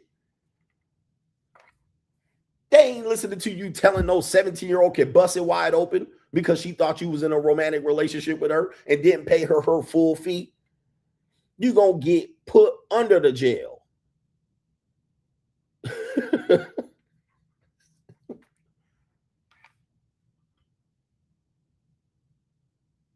And I've been trying to educate you guys on this for years, but y'all call me haters and this and that. And gentlemen, know what world you're in. You're not going to be able to say this shit and do this shit and then go in there and tell me a 16-year-old can bust it wide open, get flown out to Romania and Transylvania. All it needs is one person to say, yep, I don't like that. Cooked. Right here. He said the Tate brothers are politically. Listen, bro, we already covered that targeted by Israel, nigga, United Kingdom, the United States. We already covered that, bro. Now, what do you want me to say? You can come in here with your conspiracy theory and spin. We've already told you that he's a political prisoner. So, end of story. Next, what is that going to do? Okay, let me just tell you this. Let's say you proved it. Now, what the fuck are you going to do with this information? What are you going to do? Stop him from prosecuting him? All right, man, he a political prisoner. He spoke out against Israel and Palestine. And you what? Yep. And guess what? His ass in prison for it. We already talked about this. And who gives a motherfucker anyway? Who cares? Now, guess what? What's the lesson you should have learned? Next time you speak about a government, next time you speak out about a government and you got a massive following, expect your ass to get picked up too. You're going to get picked up too. The next time you get a massive following and think you can say shit about any government, guess what? You getting picked the fuck up too. That's your lesson today, gentlemen. You think you can have free speech in this world today? With millions of young boys following you? You think you can just come up here and pop your lips and pop shit and not get picked the fuck up? That's your lesson today. They can do that. So you arguing that he getting picked up for this and that, nigga, is pointless. Because what can you do? Can you stop him? You can't. You can't. Can you stop the United Kingdom from extraditing his ass? No. Is he in Miami-Dade County prison or in jail right now doing kickboxing matches in a small 10x10 cell? Yep. Is he in the county blues and county oranges? Yep. Is his ass going to be shackled and chained in handcuffs, flying on a plane with a motherfucking mask on? Yep. You can't do shit about it, nigga. What you can learn is not to think you can freely talk shit and then not pay for it. Because eventually they're going to come after your monkey ass. This is why I have not been crazy enough to think I wanted to be the top manosphere person. Never wanted to be that, because I seen and know what these people can do with you. They can make you disappear, nigga. Kevin Samuels was here one fucking live stream, next day on the fucking floor with a big booty Latina and her titties in his face, dying.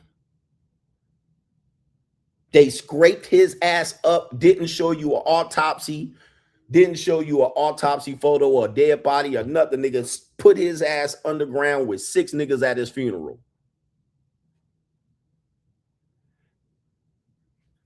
Never to be seen and heard of again. Voice gone. You ain't never heard the bitch get interviewed or nothing. She ain't get interviewed. She barely got named. She was able to go on away with 4 Rolexes, nigga, and a Ferrari keys. She was able to just go away, nigga. She ain't do an interview. She ain't want to jump up here and tell us what happened. She didn't want to say, man, he was a good man and she was dicking me down. Nothing. Gone. Gone. Nurse couldn't do no CPR on the nigga. Like, I'm saying too much. I'm saying too much, and I have to be careful. But what I'm telling you is, it don't matter what you saying and what you think is right and what we're trying to bring back for masculinity in men. Nigga, when they want to be done with you, they can be done with you. It ain't nothing you can do about it but sit up here and shit up here and say, well, this agenda and these people in Israel and UK and Palestine and the government in UK and USA. You just one motherfucker that they can shut the fuck up. Let's be real. Let's be real. He was speaking about this and he didn't have his Jewish handler. At the end of the day, guess what? Where he at? What? He said, that's what you do all day long is talk about this and that and how are you any different than us in the chat? What, guys, you guys don't listen. See with men, this is what I've learned with men. This is what I learned with men. This is a hard conversation to have, but y'all got to listen to me. I learned not to give a fuck about you niggas and y'all agenda. What have I been saying the last 2 years? Manosphere is cooked. It's dead. It's dying. Red pill's dead. I haven't been fighting against feminism. I haven't been fighting and calling these girls OnlyFans whores. What have I been doing? Live free. Free yourself. I haven't gone against the government.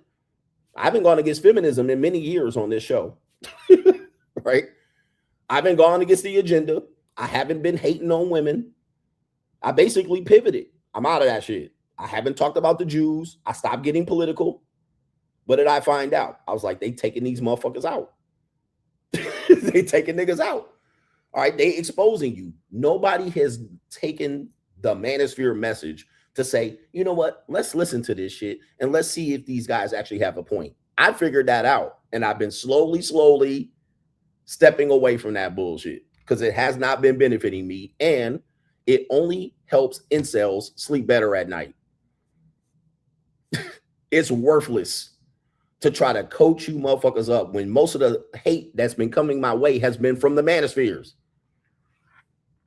I got more hate from men in the manosphere than anybody else on these platforms. So fuck that. Why am I gonna help you bitch ass niggas? Fuck the manosphere, nigga. Fuck the red pill. Fuck all this shit. It's cooked. What did I tell you? It ain't coming back. Women gone. No ecclesiastical marriages. I said it's gone, bruh. That's been my message over the last 2 years. It's gone. Let the shit go. You ain't bringing women back. You ain't bringing femininity back. None of that shit coming back. It's gone. So you're telling me you didn't recognize the pivot? You didn't see me telling you this?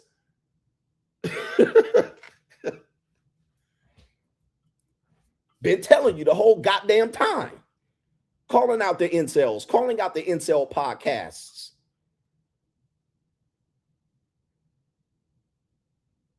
What I've been telling you, free yourself. Free yourself. But I ain't gonna organize against y'all niggas. I'm not organizing with you. Been on this since 2023, 2024. You ain't hearing me. Fuck the manosphere. Fuck the incels. Fuck all these incel podcasters. You ain't seen me on all these podcasts. I've been on a couple here and there. I've been saying this the entire time. I'm not going against the government. I'm not going against feminism. I wrote the book against feminism to show you what? What did I show you in the book? To show you this is where we're going. And I was right. But y'all try to bring back ecclesiastical marriages and y'all trying to bring back and go against the system. Not me. Not I. I'm not protesting shit. I ain't calling out the government. I ain't going against the educational system. I'm just telling you what you can do for yourself. Do this for yourself. And if you don't want to listen, go for it, nigga. Don't listen. But if y'all want to think y'all going to bring back ecclesiastical marriages and finesse women into marriages where they lose in the end, please, you guys are the men today. And I've been saying this, dude, these Mitches, the men today are the problem. The men today are the problem. You're in your own way. You can't find a way in the new world.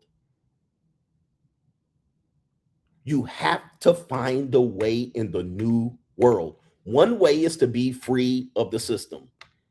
Be free. Free agent. Be free. The other way is y'all can duke this shit out and fight it and fight the systems. But another thing I told you, I was like, look, the wagons of, what do they say? They have circled the wagons. They got y'all trapped. You're cooked.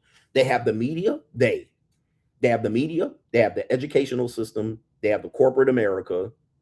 Okay. They have pretty much all political systems except for Trump. All right. They got all of it, especially in Western Europe, certainly in the United States and any blue city. They have the wagons are circled. There's nothing y'all can do. They have the music entertainment industry, the social media platforms. You're cooked. They got your kids. I've been saying this for a long time. There's nothing you can do. The only thing you do is free yourself. Yep, they have the judicial system.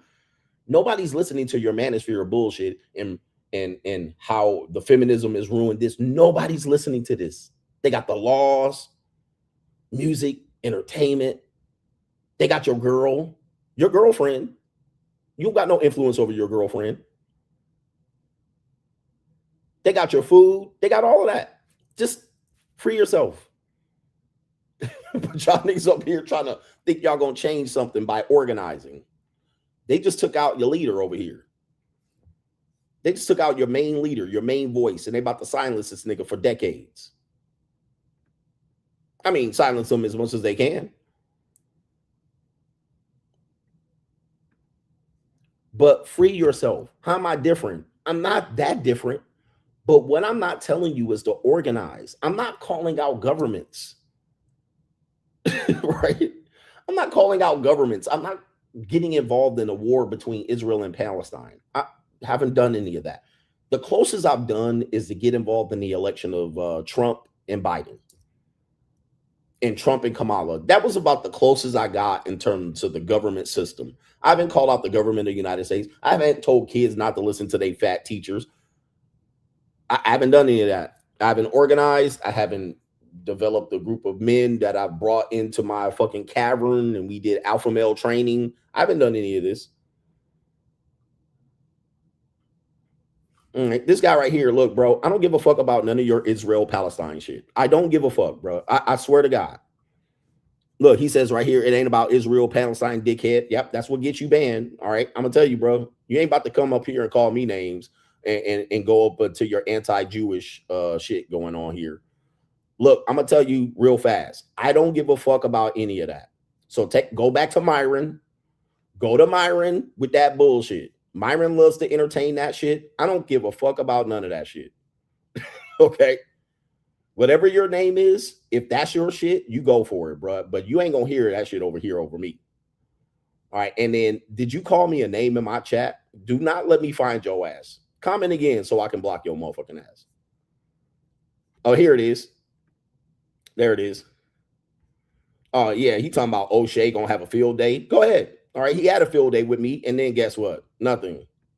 You see? All right. See you later.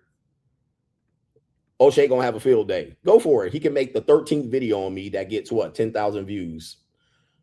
You think I care about these things? These things mean nothing to me, bro. These things mean nothing to me. Anyway, enough about this shit. Let me show you this. Let me show you this. This is Andrew Tate saying that he knows he's going to get arrested. Okay, so people saying, how did he get arrested? How did he know? This is him saying he knew he was going to get arrested. Okay, here we go right here. The UK is coming for me next. I think they're going to launch a case on me. I think they're going to attempt to arrest me.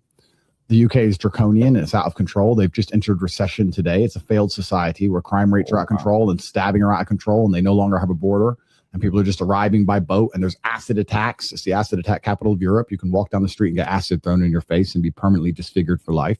Wow. They should have bigger things to worry about. But I guess their primary objective is, instead of trying to fix our problems, which we don't believe we can do, let's kill the person who highlights the problems. Let's fix the man who tells the truth. Yeah. We have all of these problems in our society, but instead of fixing them, let's instead attack the person who highlights them, because that makes them less prevalent to the populace. So let's get rid of Andrew because he tells the truth about what's happening in England, and then maybe we'll get away with this scam a little bit longer. And that's why they've come up with the idea they have, and that's why, as we speak right now, the British government is trying to put me in jail. I'm pretty sure of that.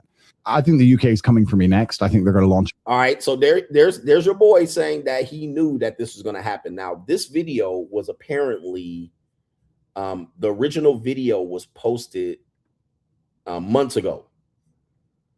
This was not a new video. This was a new video within the last few days. This was months ago. Now, again, let's just put it in perspective.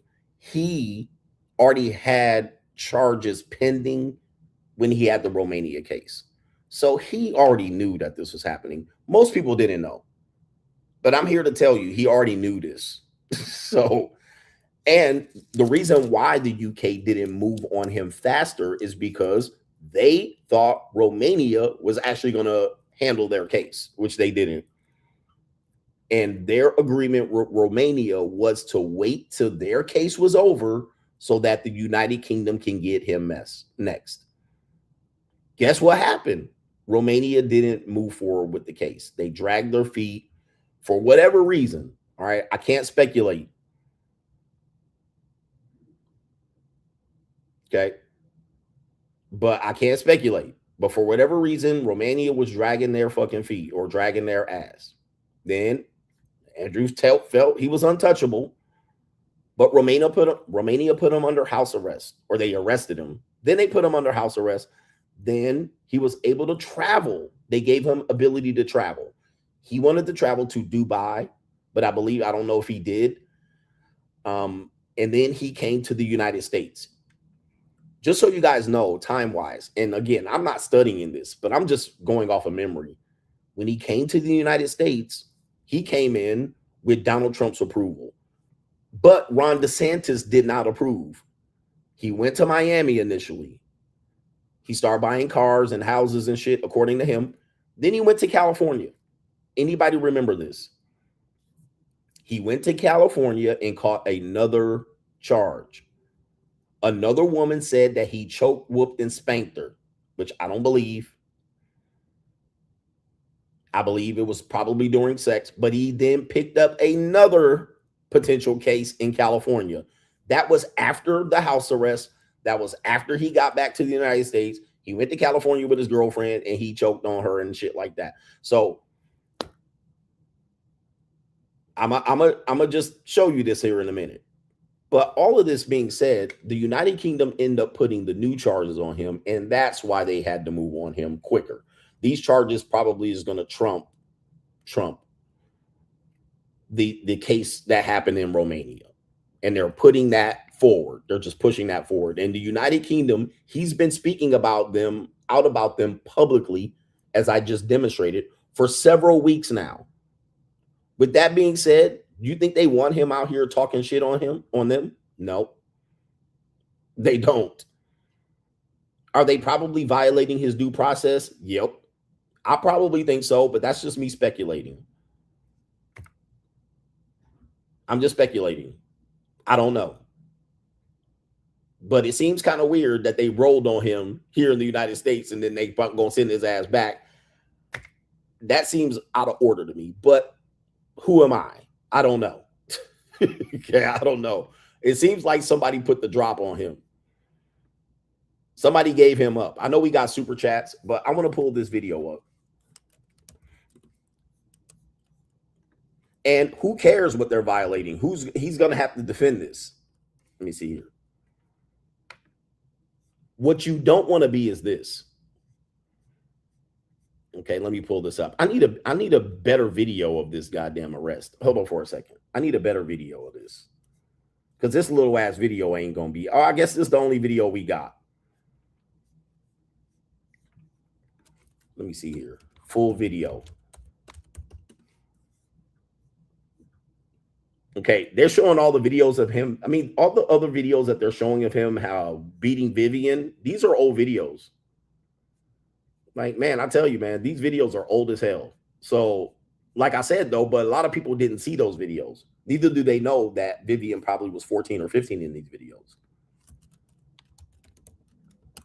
Did you guys know that? By their own admission, by the way. By their own admission. Let's see if we can pull this up. All right, damn. I thought I had a good-ass video of this. All right, they done already got the AI videos out and shit. Okay, so we're going to pull the video up and then go through this. Somebody says, you think Justin Waller set him up to get locked up? Okay, so we're going to go through. We're going to review the video, and I'm going to give you my impressions of the video. Okay, we're going to answer that question here, or the question you asked. Okay, so the video starts off, which you can't see it in this particular video, of someone holding a phone up saying, Andrew Tate, can you sign this? In my opinion, based on speculation, I believe that person was part of the U.S. Marshals. That person was standing outside the vehicle looking like a fan to allow Andrew Tate to exit the vehicle. All right, to let the security guard, which the security guard completely fumbled, but he can't do anything against the U.S. Marshals. And I don't know who this guy is in the gray hat. All right, but he looks to be shocked here. But I'm thinking that the person saying, Andrew Tate, can you sign this, was part of whoever this arresting agency is. All right, to allow Andrew Tate to exit the vehicles. And then once he exits the vehicle, then they can jump him. He was caught off guard. Now, let's just see this. Bruh, this outfit is an L. All right, this outfit is an L. So we got to talk about this outfit. We already talked about it. Pink blouse, purple blouse, buttoned all the way to the midsection, to the sternum, capri pants, pedal pushers, loafers, ankles out. This is a bad deal. This is a bad look. So if you know you're going to get arrested, you might want to not look like this. If you're going to get arrested for sex charges and trafficking, try not looking like a one-piece character or a pimp. Try not to look like a pimp getting arrested for pimping. Like, if you're going to look like a pimp, if you're going to be charged with pimping, don't look like the pimp that they charging you to be. Like, that's rule number one, nigga. But he out here looking like one-piece character.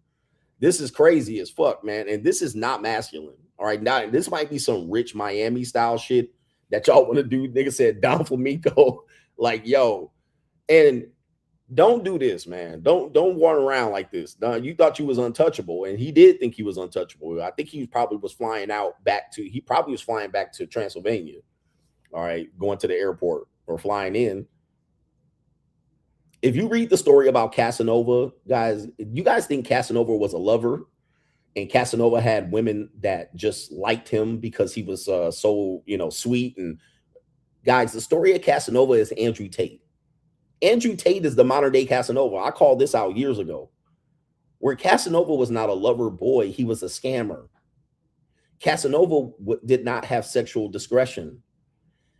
Casanova was arrested for basically fucking anybody nuns. He would fuck nuns, 15-year-old girls. Apparently, he had fucked his daughter, right? And he was out here handing out STIs.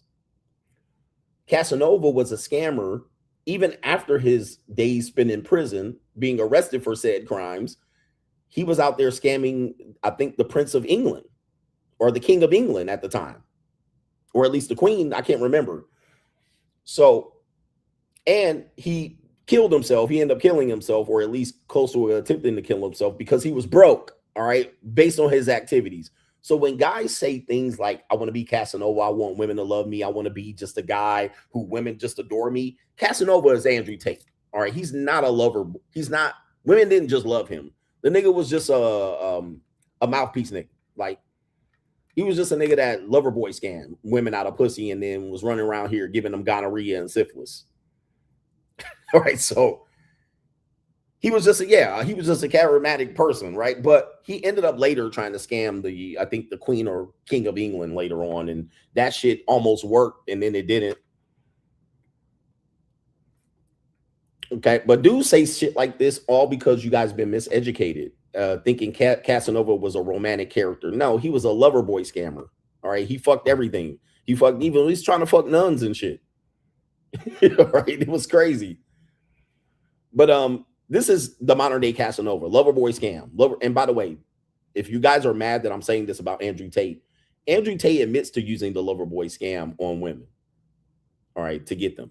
All right, so let's go ahead and continue with this video here.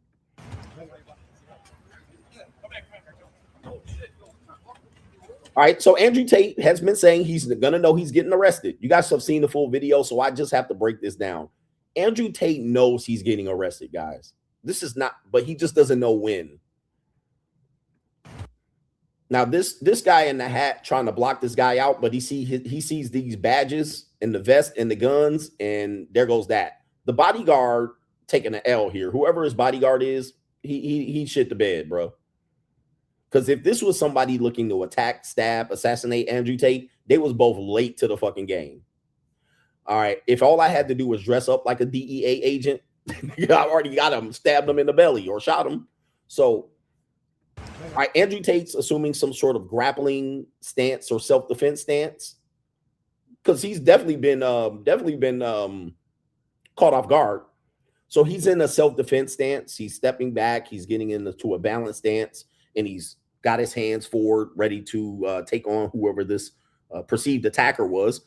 And he definitely is scared. Anybody saying he's scared and using that as a pejorative or to say he shit his pants, bro, anybody's scared in this predicament. Anybody's scared in this situation, especially knowing you're going to get arrested or people are coming after you to kill you. So he should have been scared. He has a right to be scared, bro. So he was ready to be in self-defense. So I'll give him that. All right, but I would have been scared too, nigga. I would have probably ran. Speaking of running, Tristan Tate looked to be running. All right, Tristan Tate looked to be running. So this is the scaredest nigga. And Tristan Tate, man, he going down for his bro got to be the biggest, craziest work out here. So watch Tristan Tate here. All right, Andrew Tate surrendering, giving up, not speaking. He knows. But if you look off to the side, and the camera doesn't really catch it, if you look off to the side right here, Tristan Tate looked to be getting the fuck out of there. Tristan Tate was gone. And they had to wrangle his ass in. All right, because he was about to run.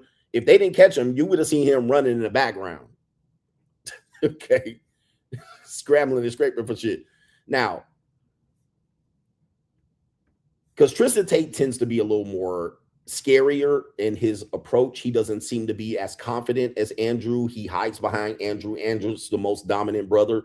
And Tristan hides behind Andrew, right? He's a lot more, he comes across as a lot more scared along the way than Andrew does. Okay. So Tristan Tate's trying to run. They got his ass, wrangled him in.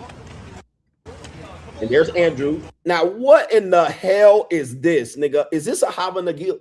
For people who supposedly, is this a Jewish man suit? Like, what the fuck is these niggas wearing, bro? Okay. Like, what in the hell are these two guys wearing? Like, can we get some regular shit? This nigga dressed like Kane the Undertaker. He dressed like the Undertaker. three-piece suit, slippery shoes. He got a Jewish man hat on. Like, where were they going? I just want to know. Where were they going dressed like this? Can anybody tell me? Is anybody here watching? We got almost 2,000 people in here. He said dressed like a Jewish influencer. Where were they going? Dressed like this. Dressed like Mr. Fuji. Where were they going? Dressed like this. Now, do they dress like this on a regular basis? I don't know. But what the fuck do he got on? Look at his hat. Like, what are we doing, man? And they dress like this. I mean, they're on social media 24/7. So I would just assume that they're dressing for social media. And as you can see, when you aren't all fresh and you getting locked up and your hands behind your back, you look crazy as hell in your outfit. But that is a Jewish man's outfit. That is a Jewish suit right there. So anybody say, aren't they against the Jews? I don't know. Let's continue here. And the agency that's wrapping these guys up, the one thing I have to worry about is that, shout out to anybody that is in law enforcement, is these law enforcement agents, other than their vests, they're dressed very regular. All right, they're regular, I would say. They're not dressed like YNs, but they all have blue jeans and a tucked in shirt. That should be a dead giveaway of somebody that's an agent. Their shirt is tucked into their jeans. Agent. But these people do look relatively normal. They got a dread head here. They got a white boy with a hat on. And but other than the vest, you can't identify these people as agents, government agents. And in their defense, let's say in Andrew Tate's group, these could be kidnappers for all they know. Dressed as they're dressed. Yeah, they're dressed undercover. Obviously, they wouldn't be dressed in any suits or any uniform, but these could be kidnappers, especially in Miami. Or these should be Coca Santani, Tony Montana kidnappers for all we know, and they're surrendering to them. Their bodyguards allowing this to happen. Now, they might have announced that they have a warrant for their arrest at some point, which I think the one guy did, but we just couldn't hear it. But let's just say this could be people impersonating agents, and they wouldn't know the difference. They just getting thrown in cars, right? Where are we going? And it could be Transylvania evidence, Transylvania kidnappers. We just don't know. But they must have identified themselves, and the bodyguard person certainly did not do anything to help Andrew Tate in this situation. In many cases, even refusing to grab his phone. So I don't know what the bodyguard was doing on this one, but everything is very suspect about this video. Here we go. Let's go back to the bodyguard dropping the phone. Okay, so it happens right about here. So here's the bodyguard. I don't know who he is, but I've seen him in another video. He's an older gentleman. Definitely looks to be in good shape. He has a gray beard. He definitely is all of 50 or 60 years old. He must have some sort of military training or militia training or something like that to be his bodyguard. He's in great shape. But the bodyguard don't want no problems either. All right. And,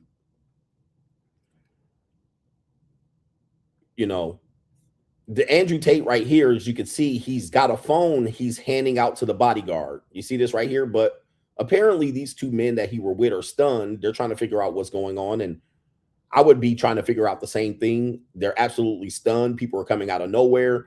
Andrew Tate's trying to hand his phone to the bodyguard. And the bodyguard misses it because he's looking up. And then Andrew Tate drops it right there. You see the phone? By the time that bodyguard sees it, it has now been dropped on the floor. Now, why is that important? Because he's being arrested for digital material. One of the charges is that he has material related to some younger women. Okay. Could that material be on the phone? We don't know. I have no ideas of speculating. I'm just be speculating. We don't know. Could he have had this in the cloud? Could he have had more new material that he could be more charges against him? See what I'm saying? Like he could have material that they don't know about on that phone, and he was trying to give it to that bodyguard. And if it would have came into the bodyguard's possession, well, then maybe they would have needed a warrant to get that phone from his possession. But of course, now the bodyguard has missed this, and it is now on the floor. All right. And once it's on the floor, it's fair game, and the agent picks it up. Let's see if we can go back to that. There it is. It has been picked up. You can see him looking at it. The agent is holding the bodyguard back right there. That's fresh evidence on the floor. And it is picked up by the agent, and the bodyguard misses it. All right. So that's not good.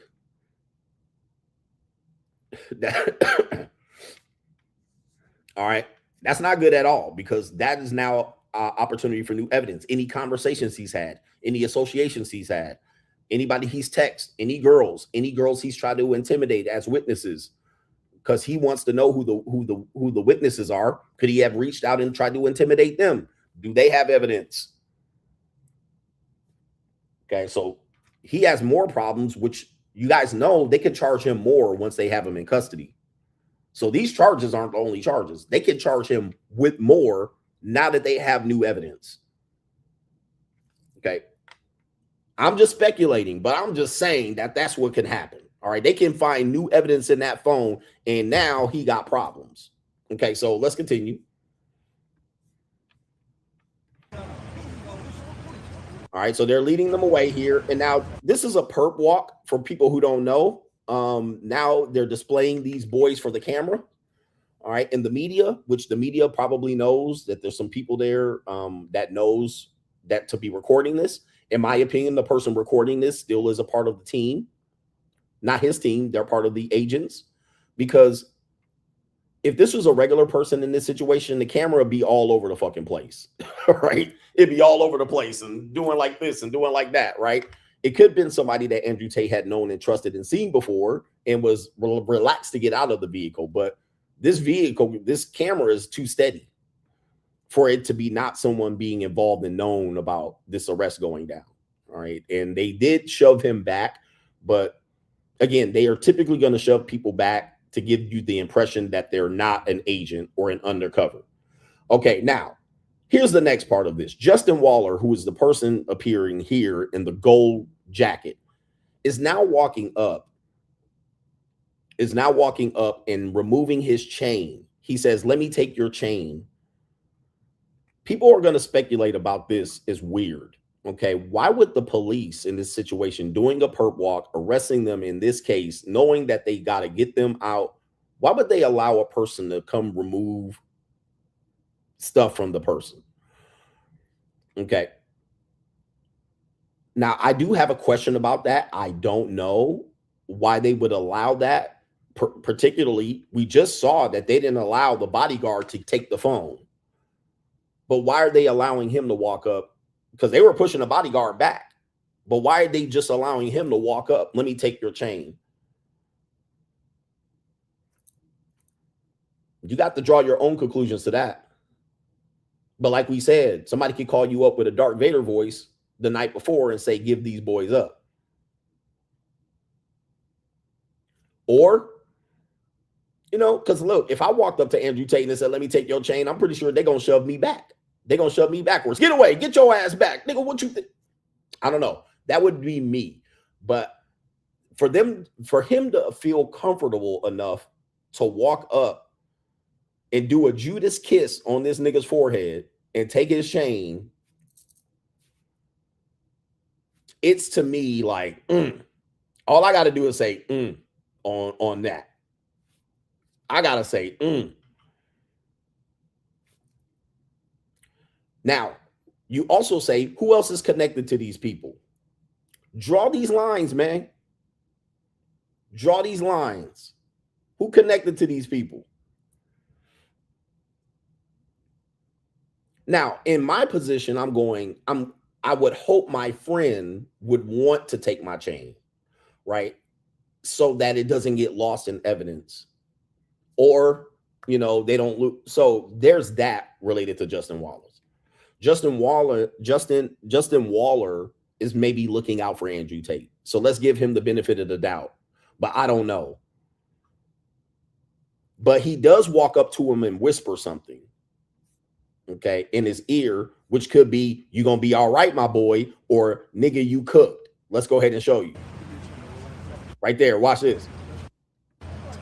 Or he's saying, "How do you unloosen this chain?" But Andrew Tate, he looking around. He can't look at Justin because let's just say this. Andrew Tate ain't going to say, "Fuck you, nigga," right there, because he ain't the type of nigga that's going to do that. For some reason, this group has a weird loyalty. It's like a bloodletting loyalty or some shit like this. It's like a mafia group. But they have a weird sense of loyalty that I just ain't with. Which means, in effect, Andrew Tate might have known right then and there, man, this nigga was no good. Okay, but he going to deal with it on his own way. All right. Somebody said don't drop the soap. All right. But Andrew Tate, like, man, fuck you, nigga. All right. You got me. Set me up. And look how long they are allowing him. These people have firearms and vests and extra magazines. And Justin Waller able to just stand there and struggle taking off this nigga's chain. I don't know, bro. That's crazy to me. That's insane to me.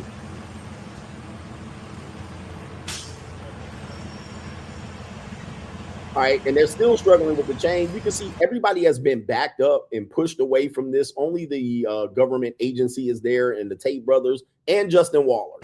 All right, that's way too comfortable. And Justin Waller's trying to get it over his neck. He can't get the chain. Obviously, these chains, if you don't know, these chain latches are very tight because they want to prevent people from taking your chain off and snatching it off. So it is very tight. People are saying it was a rent chain. Who knows? All right. I don't know any of that. But that chain is very hard to remove. And you can see Justin Waller looking at it quite confused and perplexed as the chain is around Andrew Tate's nose and his head. All right. The chain is right here on Andrew Tate's nose and head right now.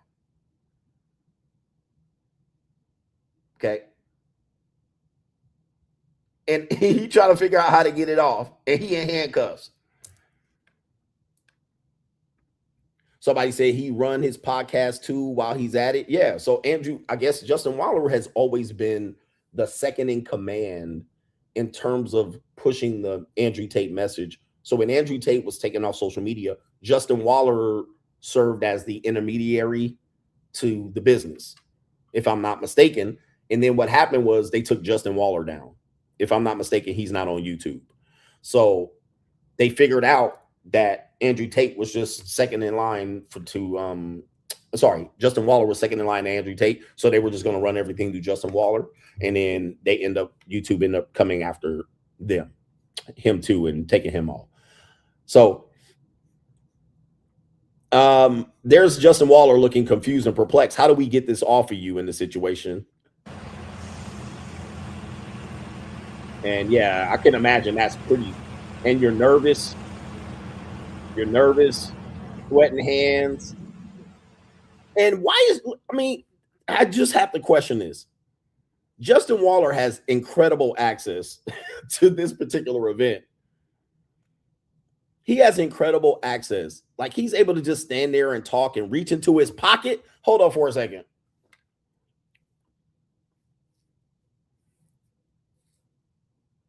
So he's able to open his jacket, reach into his pocket. I mean, this is crazy access. I'm not insinuating anything. I'm not speculating or anything, but that's crazy access to be able to be comfortable enough to be doing this. Can you see what I'm seeing? Can you see what I'm seeing here? Look, he just opened his jacket in front of them and reached in there. I mean, I'm assuming that that's his friend. Ain't he going to get shot? Aren't you trying to prevent him from being captive if that's your friend? I don't know, man. I mean, that looks to me, that just opens up some major questions for me. And he's just standing there. All right. He's got the chain, apparently. He's just standing there next to them. I mean, I don't know. That's interesting. I caught that early on when I was watching the video the first time. I was like, damn. He's just going to stand there?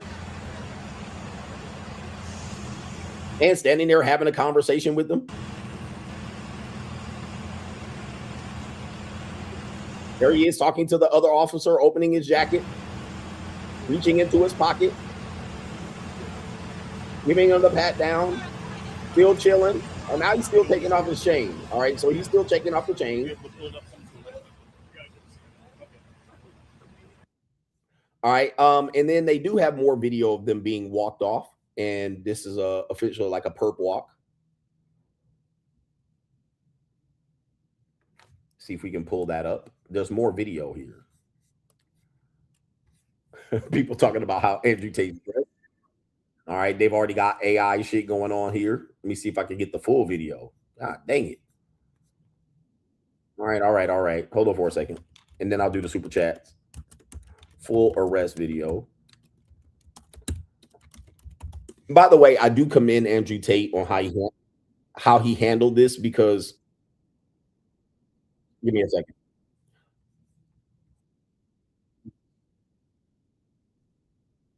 Give me a second. These damn videos and the volumes. But I do commend the fact that they both got arrested and didn't say anything. All right. So they know how to get arrested. So this is Andrew Tate here on the Candace Owens Show. I'm right here in Miami. Come get me. Arrest me. Perp walk me. Put me on the news. Tell everyone I'm a human trafficker. You think I'm not versed? You think I'm not ready? I'm a Navy SEAL in this shit.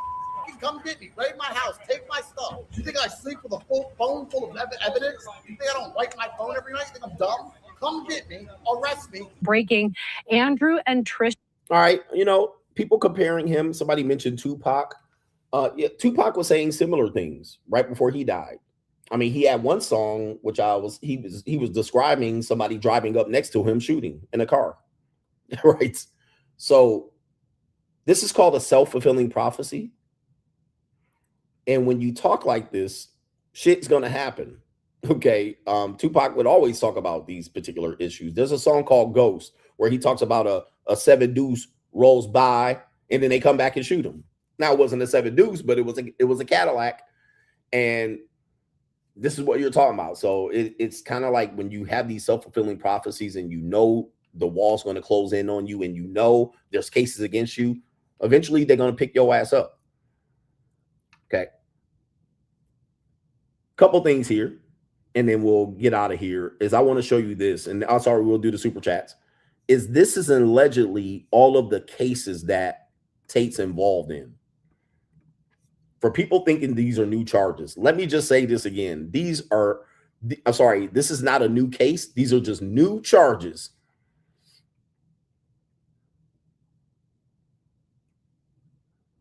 Okay. In this case right here, so you have this one right here.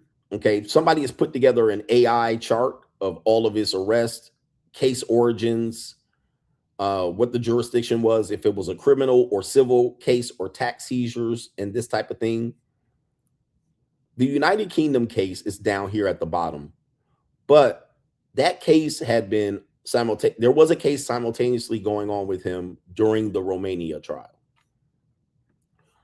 And as you can see, Romania initial arrest, December 2022, human trafficking. Also he was indicted right here. Prosecutors allege organized crime group, trafficking, also grape. And then ongoing right here, Romania, ongoing, trafficking minors, money laundering, related allegations reported, investigation reported, expanded, ongoing, procedures continuing. So people are saying he beat the case. He did not beat the case. The case is ongoing. Right here, Romania, ongoing. Trafficking minors, money laundering. Okay. And I keep hearing idiots on the internet saying he beat it. He did not. And we have travel restrictions lifted in 2025. So that's almost running 3 years. All right. And Romania still had an ongoing case against him. He was not free and roaming free. He did not beat any case. The case is ongoing. Anybody want to contest this? The other part of it was the UK was waiting for Romania's case to end so that they can start their case. Let's just say case in point. The Romania ended their case and they convicted him. They convicted him of 20 years. After the conviction, United Kingdom was going to try him as well. after conviction, or let's say he beat the conviction in Romania, he still was going to have to deal with the United Kingdom after that. Now, going back, see if we can pull this up. These are not new. I'm sorry, this is not a new case. So ongoing, he never beat the Romania case. Then the travel restrictions lifted 2025. They moved to Florida. But watch this. I'm going to skip down here. United States, California civil case. After all of these cases, he came to Florida.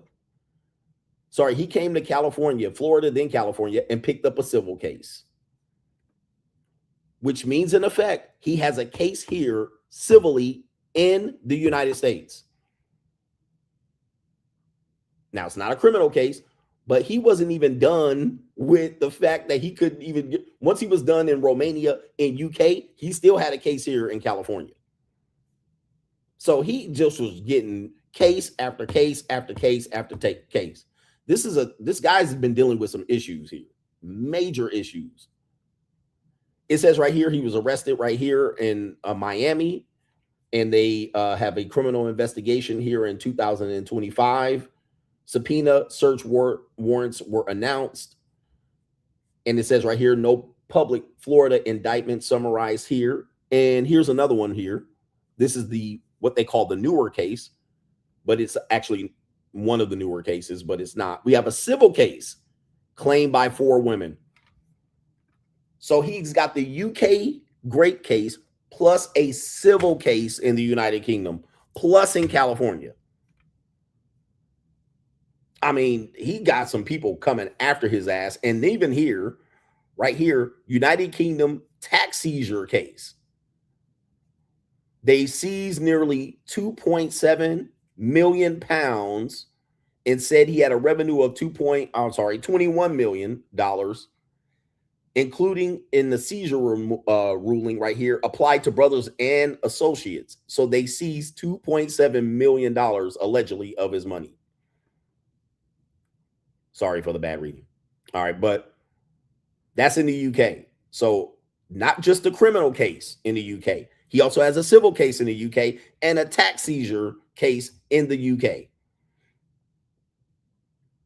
This is a lot going on. Now, I want to ask you something. Because I've heard people say, CGA, you just jealous of these people. They got more viewers than you. And I always say, nigga, I'm free at the moment. And I don't have this amount of cases after me. I said this a few years ago. I said, I wouldn't want to be Andrew Tate. I don't care how many Bugattis this nigga got. Because this type of thing following you has got to cause you stress. It's got to mess with your mental. I had a child support case and it fucked with me, right? It messed with my mental. The lawyer calls, the court appearances, the demand for productions, the subpoenas, that fucked with me. Imagine you have this and you thinking the system's out to get you. It's like, what? Huh? You want to live like this, niggas? You want to live like this? Is this what you want? You want this on a constant basis, getting lawyer fees? This nigga got to have paid $4 million in lawyer's fees, bro. $4 million minimum, maybe $10 million in lawyer fees. Traveling, using your passport to go from here to there. Do you want this? You don't want this, bro. You do not want this. And to me, the only thing he could do is say, fuck the world, burn it up, and then go to prison. That's the only way he beating this, just to go to prison at this point. Like, what the fuck? And all of this stuff seems self-inflicted. What do we got? California civil suit, grape. United Kingdom civil suit. These aren't all just the government going after them. These are people civilly and then the government going after him for court. Like, I don't want this shit, bro. Ain't enough views and ain't enough fucking AdSense for me to be wanting this. All right. Now, he has to get tried for this. Also, people saying he has some sort of crypto scam going on. I don't know anything about this. All right. I'm not involved in this. I have no idea. But they took the time to document him allegedly rug pulling people on several crypto coins. Okay. Right here. All right. So they say there's a coin called Daddy, RNT. Is that rent? Germany, Roast, F Tristan, Top G, Sluts, Tate. And they're saying that 90% of the money was taken at was a loss to anybody that invested it.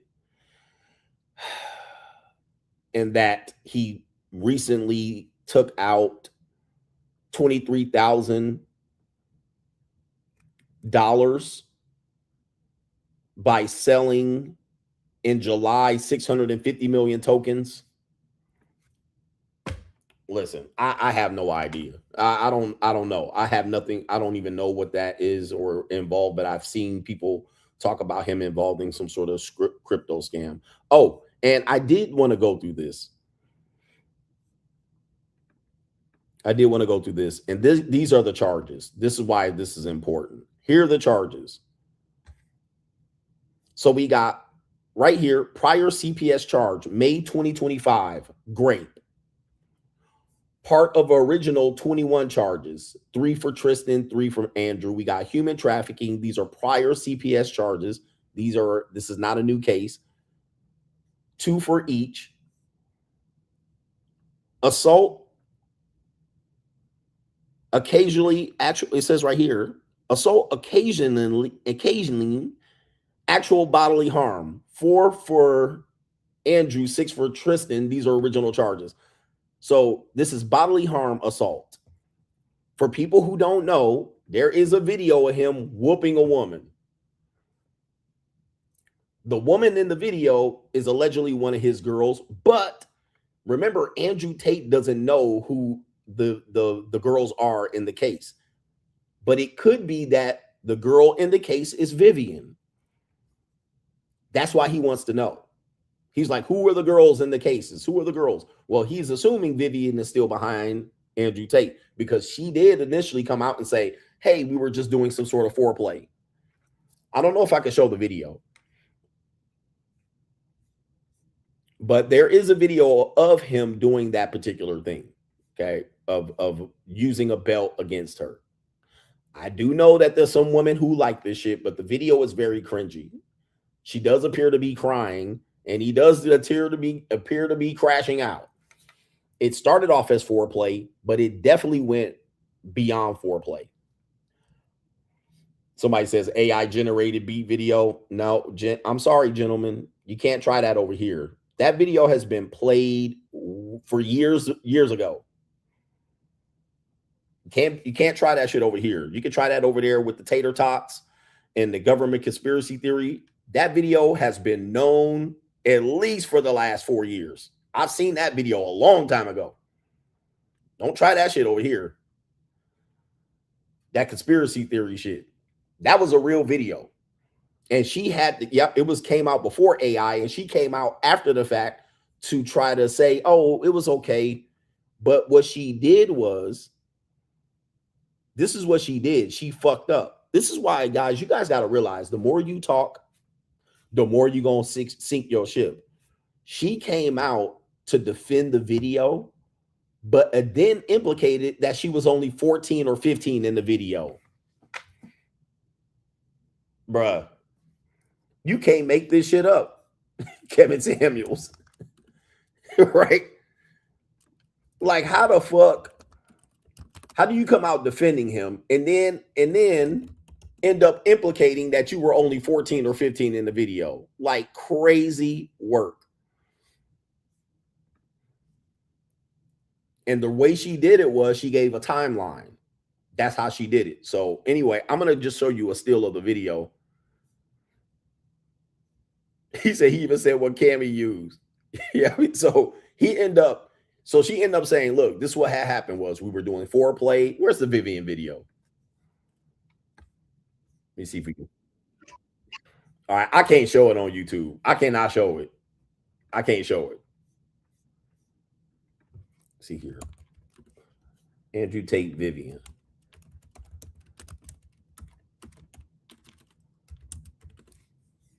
Where's the video? Okay, that's the beat video. All right, that's her as a web camera.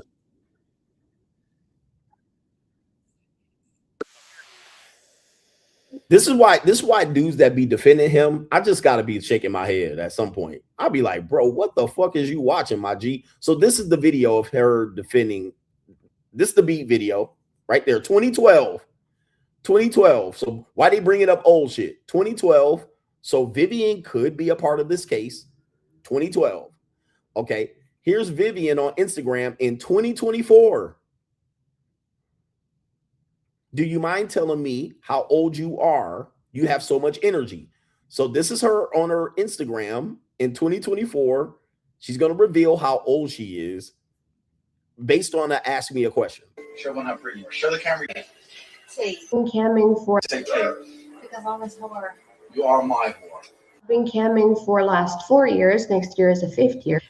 And I currently live in Bucharest, Romania. Police have raided Andrew Tate's home in Romania, investigating allegations of human trafficking, the trafficking of minors. Coming from somebody who lived with him for years, he is not a human trafficker. I've got my main bitch, my bottom bitch, Vivian. I moved her to England to be with me to start doing my webcam company, which I started. If you don't have a webcam company, you need to look into it, because as soon as you have a couple girls in love with you, it's the fucking easiest money in the world. No, I take that back. It's not easy money. You got to build it up. But once you get girls built up, then it's free money. Free money.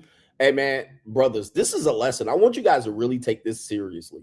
This is a lesson on how to sink your ship. I even have to watch myself, but nothing's free, bro. Hey, there's no free money. Nigga, you in prison right now. You going to prison. How much did you pay? It ain't free, but he's just admitting this on camera. This is not AI generated, by the way. And then right here, you got her, they doing the math. 2014, she was 17. So in 2012, she was 15, according to the internet math.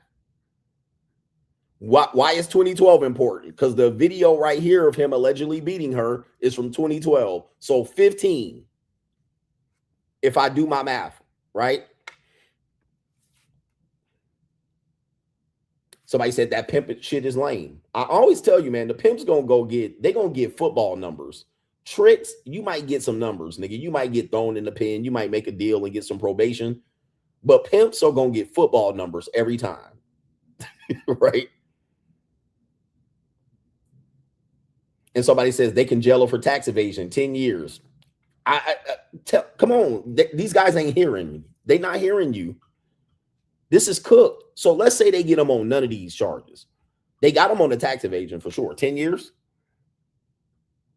Right? They gonna pull what's the dude's name? And Capone? Al Capone? Hey, we can't get them this way. We gonna get them that way. Al Capone. So they can't get them for the murders. They can't get them for the trafficking, but they can get them on that. Somebody said, take the guilty plea. I don't see him doing that, but that's a great advice. Great advice. That's a difficulty, man. A lot of difficulty related to this case. I know he has a fanboy and a fandom, and I get it, man. I get it. I want you to have your favorites, and I want you to believe in people, but I also want you to be rational. Don't be irrational. Don't be irrational. Can he beat this? This is going to be a very difficult case for him to beat. I think he had a better chance of beating it in the U.S. than there in the U.K. Because the U.K. can basically say off with his head, and there's that. And I think he knows that. That's why he did not want to go back to the United Kingdom. He knows that. He was better off here in America.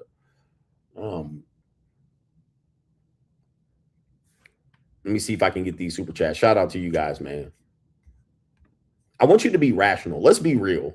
All right. A lot of these things that he's being accused of, he's fully admitted to doing it in one way or another. Not all of them, but he has. All right, let me see here. Larry C says, shout out to the Chocolate Confucius, says, great to see you back on YouTube. Fun fact, the Japanese flag is a pie graph of how much of Japan is Japan. 100%. He says, much love to you and the Coach Gang. 100% is Japan. Thank you, man, Larry C. JR says, my bad. He says it was an association with the manosphere. That's my bad. Shout out to you. Okay. I don't know the context of that, but shout out to you. V-Mad says, and Coach, we trust. Good to see you here, big dog. And he says, safe travels, all the glory. Okay. Get your shit in order. Get your shit in order. STL Breezy. He says, Coach, you helped me rescue me from a crash out daddy lifestyle, a stepdaddy. As I think Anthony Anton Daniels calls it, a step crash daddy lifestyle. I rescued you from that and into being a free agent for life. You bring it real and raw, which men desperately need in these times. Thank you for all you do. Free agent lifestyle for life. Please, that's all I want you to do, man. Is just realize what you're up against. There's no free. Despise the free lunch. People bragging about free this and free that. Eventually, free catches up. Free catches up. Step crash dummy. What about love? Love costs. Love costs. You can't just say love is free and a woman really likes you and it'll be nothing. This is all broke cope. This is broke cope. Just men coping for being broke, which is tragic. It's tragic. It's tragic that men will say dumb things like, don't dress like you're successful. This is broke cope. You guys got to watch out for people telling you to be a fucking loser in order to blend in with the rest of the people. Another broke cope. Women actually like broke men better. Nigga, statistically, this is untrue. Now, are there some broke men with massive amount of charisma and they 6'4" and chiseled in stone? Sure. But that's not how most broke men are going to be treated. This is broke cope. And to tell these men constantly to make you feel comfortable and not me challenging you, telling you to blend in society by acting and looking broke is so fucking dumb. It's crazy. You niggas are dumb. Leave me with this bullshit. I'm not trying to convince you. If you don't agree with me, let's agree to disagree. But I'm not going to change my opinion. It's far too late. You niggas are dumb as fuck. And by the way, you niggas don't even have passports to travel the world freely, telling me to blend in society by looking broke. When in a previous generation, black men looked good so they didn't get treated like shit. But y'all out here with your pants hanging down on your ass and you trying to convince people to get fair treatment from women by being broke. Like, this is the dumbest shit that y'all push on the internet. You guys are so far beneath me, it's incredible. And then you convince me that it's better to act like a broke dumbass nigga to get success with women. Is life about being successful with women? Like, you guys are crazy, bro. You guys are fucking crazy. You guys are insane.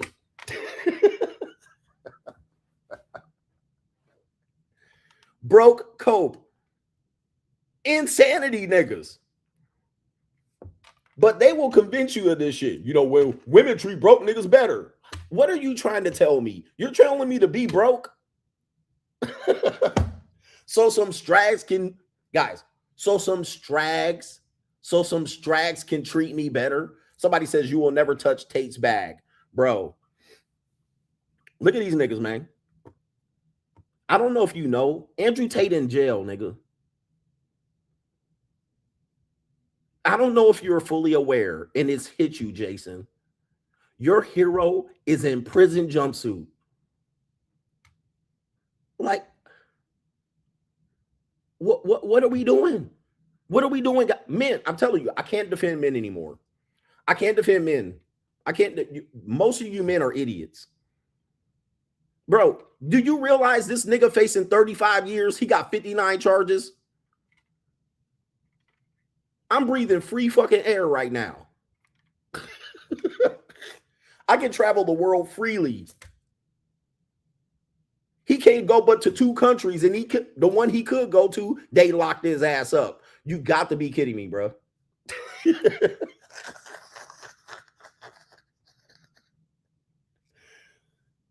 This is what they call hating. But I swear to God, man, you men are fucking losers, man.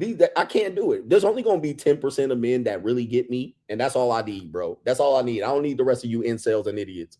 Bro, I don't want his fucking bag. Trust me. He ain't going to have a bag left after about 2 years of prosecution. He ain't gonna have. Didn't he just get denied bail? He just got denied bond. Let me show you, bitch ass niggas. Like something's wrong with you niggas. Something is wrong with these men out here. He gonna lose all his money to lawyers right now. That's what he fixing to do right here. He ain't gonna have no money left. Not a single fucking dime. He will have no money left. Do you understand me? He about to have not a goddamn crypto coin left. Even if he beats this case, let's say he beats this case, he will be out here penniless. He about to feed families and put kids through fucking, what is that Harry Potter school?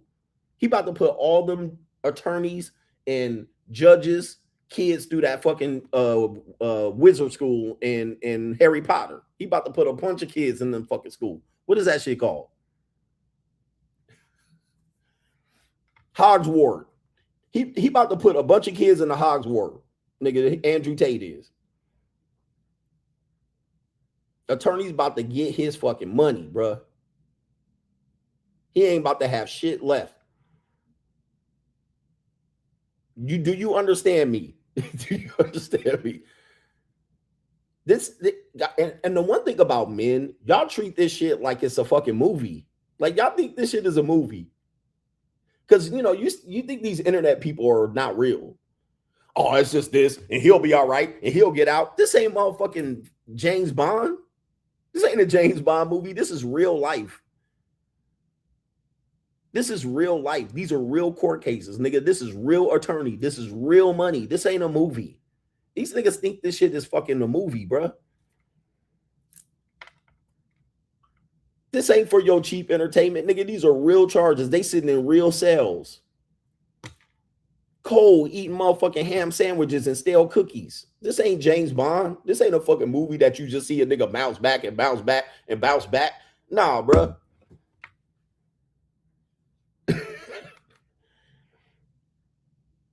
Just so goddamn crazy, man. Yeah, they think this shit is GTA. Well, we just gonna see what happens, and he gonna bounce back. He gonna be all right. Like he ain't gonna go through hell and high water. Speaking of high waters, did you see this nigga's pants? He about to go through hell and high water. You think he just dealing with this shit like, yeah, top G? You think he's smoking cigars? You think he walking around shirtless and shit, smoking cigars in the prison? This ain't no fucking movie. You men are crazy. This nigga eat mashed potatoes and fucking cornbread. He ain't wearing them capris and shit. He ain't holding court telling niggas what feminism did. Nothing.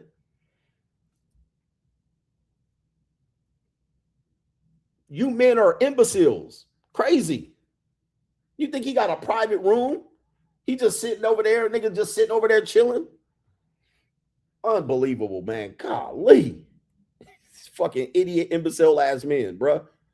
And they be lucky if a nigga don't put hands and paws all over the nigga. You know what I mean? Like, you got to deal with that. Not dropping the soap and nigga getting violated and raped and shit. Nigga, oh my Lord. Getting pushed up the Duke chute.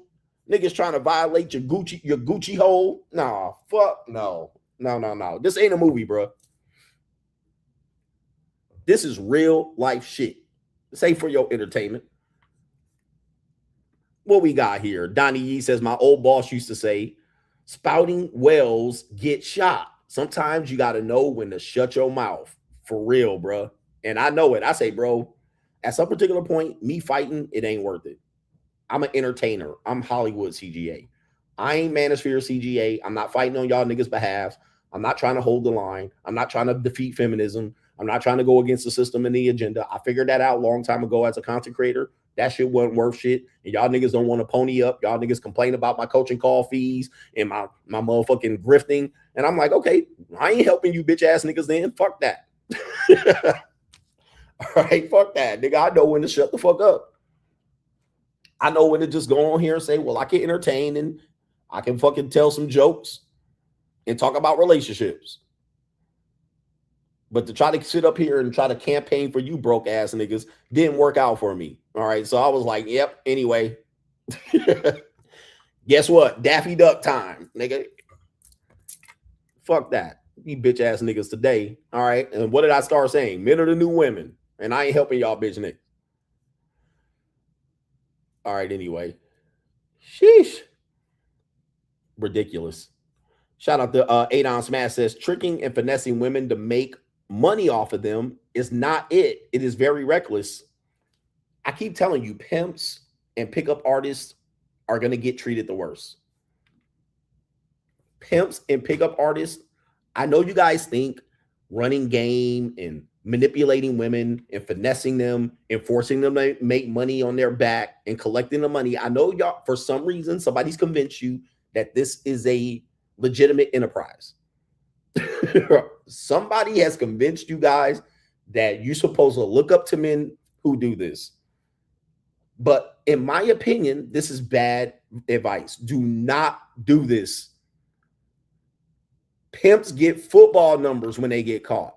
We talking, dude, my uncle got over 100 motherfucking 50 years. And he thought he was fixing to get out last year and he didn't. They get big numbers. They do not mess around with pimps. They don't do it. It is not a cool endeavor. Don't go into it. Yeah, you're going to, maybe when you 24 to 29, you're going to be pimping the boulevard and be hard on the boulevard. But after that, you're doing 150 years. After them 5 years of collecting money and finessing women and avoiding the taxes, and they about to put them numbers on your ass. I wouldn't brag about pimping. I'll brag about tricking all day long. Nigga, it's a misdemeanor in many cases. Most of the time, it's completely overlooked. Look, nobody give a fuck. Like if you just get caught in the scene, nigga, you don't get probation. In some cases, it might be a felony. In some states, I'm just telling you. You guys think, well, what about tricking? They get numbers too. They don't get football numbers. They ain't getting years. All right, you might get a couple of days in the county. Might, and that's even in. All right, it's even in. So that's what I'm saying. Y'all always going to say, well, what you're doing is illegal too. Okay. I'm telling you, it ain't even close to actually going out here pimping. Dude, I will tell you, never be a pimp, bro. Don't do it. Don't do it. Don't do it. And definitely don't get on the internet bragging to do it. Don't do it. Don't do pimping. Don't do that. All right. Stay away from the pimping and finessing women. I know dudes are out here trying to finesse sugar babies. Don't waste your time. Quickly here, if you have time. The one thing that I always try to tell you guys about is finessing women is always going to kick you in the butt. Finessing women is always going to be a bad idea. Because the laws are there to prevent them from getting completely finesse and played. They can always retroactively remove consent. And I see dudes trying to strategize to finesse sugar babies. Essentially what they'll do is they'll go to a sugar baby site. They'll act like they're going to pay. They'll treat them around, and then they'll end up saying, well, I'm not going to pay. Or they'll get them in bed. They'll get them in bed and start being intimate and say, well, listen, you know, I showed you a good time. I shouldn't have to pay. And I'm just telling you, just don't do it. You're playing with fire.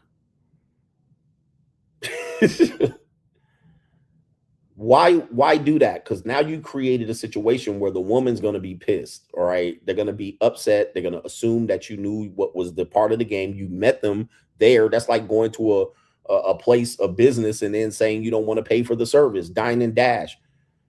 Don't do this. You're wasting your time. The marketplace, the dating marketplace. You know what's messed up about it? Although women have their issues, the one thing that is messed up that men do is that they try to manipulate the women, and then they leave all these angry, bitter women. But then those angry, bitter women, these men end up complaining about not being able to finesse the next group of women because they're angry and bitter. But then when they finesse them, they run off like, yeah, you know, I finessed the bitch and I didn't have to do nothing. And then when they get the next group of women up, they end up saying, what's wrong with these girls today? What's wrong with them? Guys, you did that. That was you. You did that. You did that to them. Like, you literally got over on them and you wonder why they came back with a defense force. So that the next generation knows not to get over on the bullshit. And in essence, women that were regular women were not supposed to be finessed. There was an unwritten rule of manhood. There was an unwritten rule of masculinity not to mess with the regular women. I want you to hear me on this one. But black men, take a vacation because you niggas aren't gonna listen. But the pool of regular women were never supposed to be finessed. They were never supposed to be used. They were never supposed to be sexualized. That's the regular group. Just think of any regular girl that you would say is a regular girl. The daughters, your nieces, your cousin, them. These women were never supposed to have game ran on them. They were never supposed to be finessed. They were never supposed to be lover boy scammed. They were never supposed to be a part of the group. The women that were supposed to be finessed and played were the hoes. And then whores existed so you didn't have to finesse. So a hoe is a woman who is recklessly giving away her body. She has signed up for the finessing. Finessing is a part of her game. A whore, a woman who does it for business, stripper. Those women, you don't go finesse them either. You go pay for the service and leave. That was the gentleman agreement. So you don't finesse whores and you don't finesse good women, the regular women. You finesse the hoes. And those hoes didn't have any leg to stand on, no repercussion. They were just part of the women that got kicked around. They were fair game. But what men did was they couldn't finesse those hoes because they didn't have game. So their game was to finesse the woman that didn't expect to get finessed, the regular women. So what did they do? They fucked around and muddied the water with the regular women. Now all the regular women, the hoes and the whores, got their guard up from you goofy ass niggas. Now you got nobody to play in finesse. You got less and less women to play in finesse. Do you see what I'm telling you? Do you understand what I'm saying? Do you understand what I'm saying? You have to understand that. If you never understand that, you can't complain. If you understand that, you can't complain about the issues of modern day women. If you don't understand that, you're fighting a losing battle. But the regular women were not supposed to be played and finessed. Whores, women who sell sex, they go to the strip club. Y'all niggas were not supposed to be in there getting free lap dances and buying one drink. Y'all supposed to go in there and throw money. Now you can be like, we shouldn't have to go in there and throw money. Don't take your ass in the strip club. Don't go there. Okay. Don't go to an establishment and complain that the women want dollars thrown at them. If you don't want to throw dollars at them, stay out of there. That makes too much sense. But niggas are going to argue me. Well, we going to go in there. Okay, go for it then. All right. Go for it. Go for it and see what happens. I bet you don't go in there again. See, this is what I'm talking about. Men are trying, especially black men. Black men are trying to run a game and finesse, not just women. They run a game and finesse everything. And they wonder why people treat them with a lack of respect. It's because you're trying to play and finesse everything. Everything's a joke. Everything's a game to you. Everything's about game and everything's about not being an adult. You come out here dressed like kids and teenagers all the way up until you're 40 and 50-year-old and wonder why people don't respect you. It's because you don't respect anything. You don't even take care of your kids. You have kids with multiple women, don't even take care of them. Yeah, to let me get one rib. Just finessing and playing with people's businesses. Whores got businesses. Strippers got establishments. They got clubs. It is meant for people to pay. Your job isn't to beat the game, to go not pay for the hoes. That's not the part. Now, if you want the girls to be low body count, why run up all the women's body counts?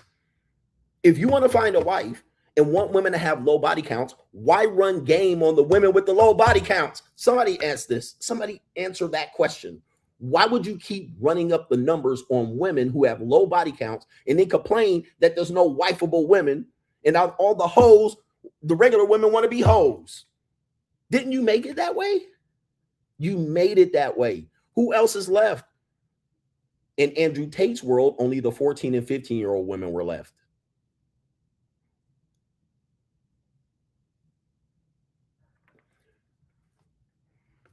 Now, when the women, the normal, regular women come out here saying and acting like hoes, y'all mad.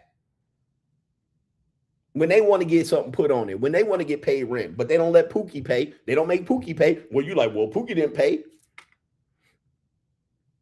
So this is what's wrong, why I can't defend men. Because men have created this problem. You're supposed to be the men who lead, but look at the problem you created. It's a true conundrum. You created this conundrum, and now you have to deal with it. And the fact is, men don't want to deal with this. You shit the bed. You thought it was all fun and games. How many hearts did you fucking break in the 90s? Y'all want to go back to dating in the 90s? How many fucking hearts did you break? How many girls did you fucking play? Mr. I was the man back in the day. How many fucking hearts did you break? How many bitches you lied to? How many women you manipulated? How many women you led on to relationships only to get a couple pieces of pussy and dump them on the side of the road? How many? Think about this shit. Y'all brag about this shit, but y'all lied to a lot of women. They wasn't just giving you pussy for free. They were giving you pussy to be in a relationship with you in the 90s and the 2000s. And then when you didn't give it to them, now they taught their daughters to keep their guard up, nigga. So you was the man back in the 90s. Guess what? You created this problem too. Running through 100 and 200 and 300 women and acting like there's some good women out here that ain't going to be out here with their guard up. Seeing you niggas coming a mile away. Okay. The old world ain't coming back. These women too clued in. They're not dumb. Now, are they going to fuck who they want to fuck for free? Yes. It ain't going to be you all the time. It ain't going to be you all the time. So that's what you're going to have to understand. They're going to let somebody hit, but it might be not be your goofy ass.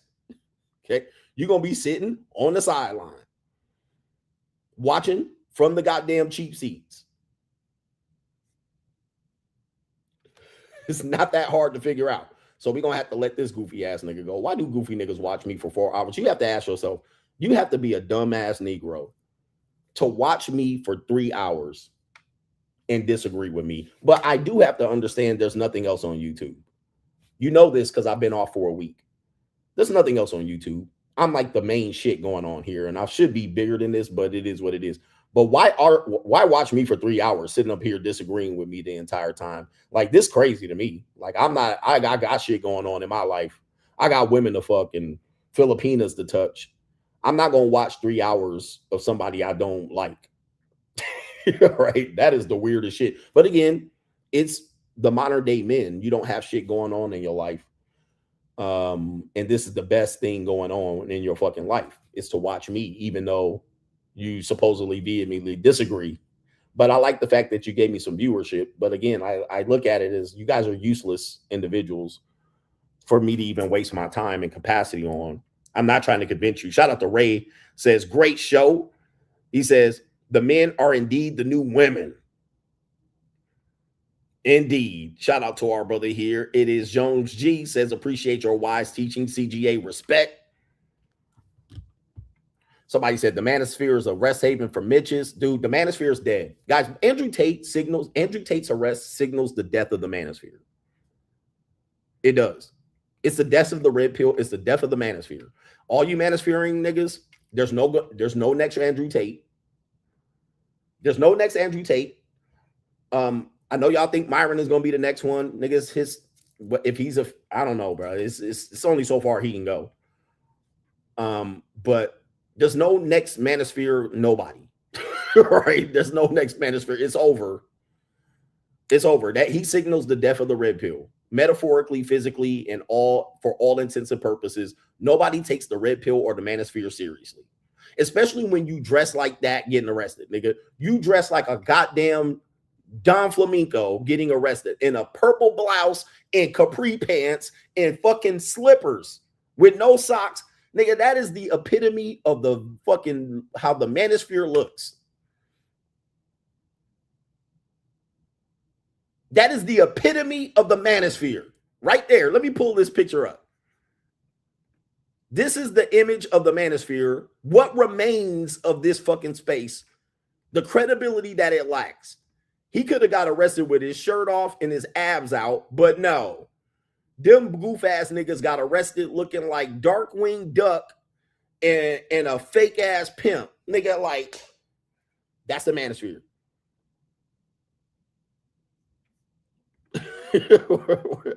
That is what remains of the manosphere. There's no credibility left. It's all gone, gentlemen. It was a nice run, but it's dead. This is your king, nigga. Hold on for a second. That's your king. Hold on for a second. Where is it at? This nigga could have had a suit on or something, a hoodie. Nah. Nigga dressed like he fixing to go. He missing the, where he at? Oh, here it is. He's means he blow this shit up. That's the manosphere. Told you. I told you about I've been telling you about the manosphere for a minute, nigga. The manosphere cook. This is your manosphere right here. That's your king. Is this your king?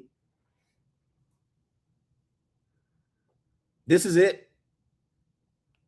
Forever, this will be the manosphere, man.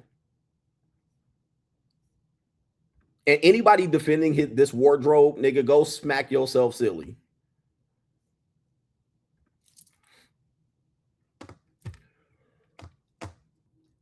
Smack yourself. Smack, please. All he missing is I can't say it, the F bag, FAG bag. That's all he missing here.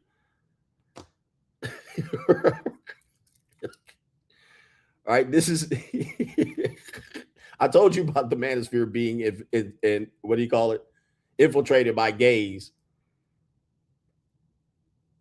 I mean, I wish he didn't get arrested in this, at least. At least he had some regular pants on, you know what I mean, with the break right at the fucking, you know, proper spot of the shoe falling out. I wish he had on some fucking, at least some regular shoes and a tucked in shirt, a tie, a mock turtleneck, and a sports coat, something.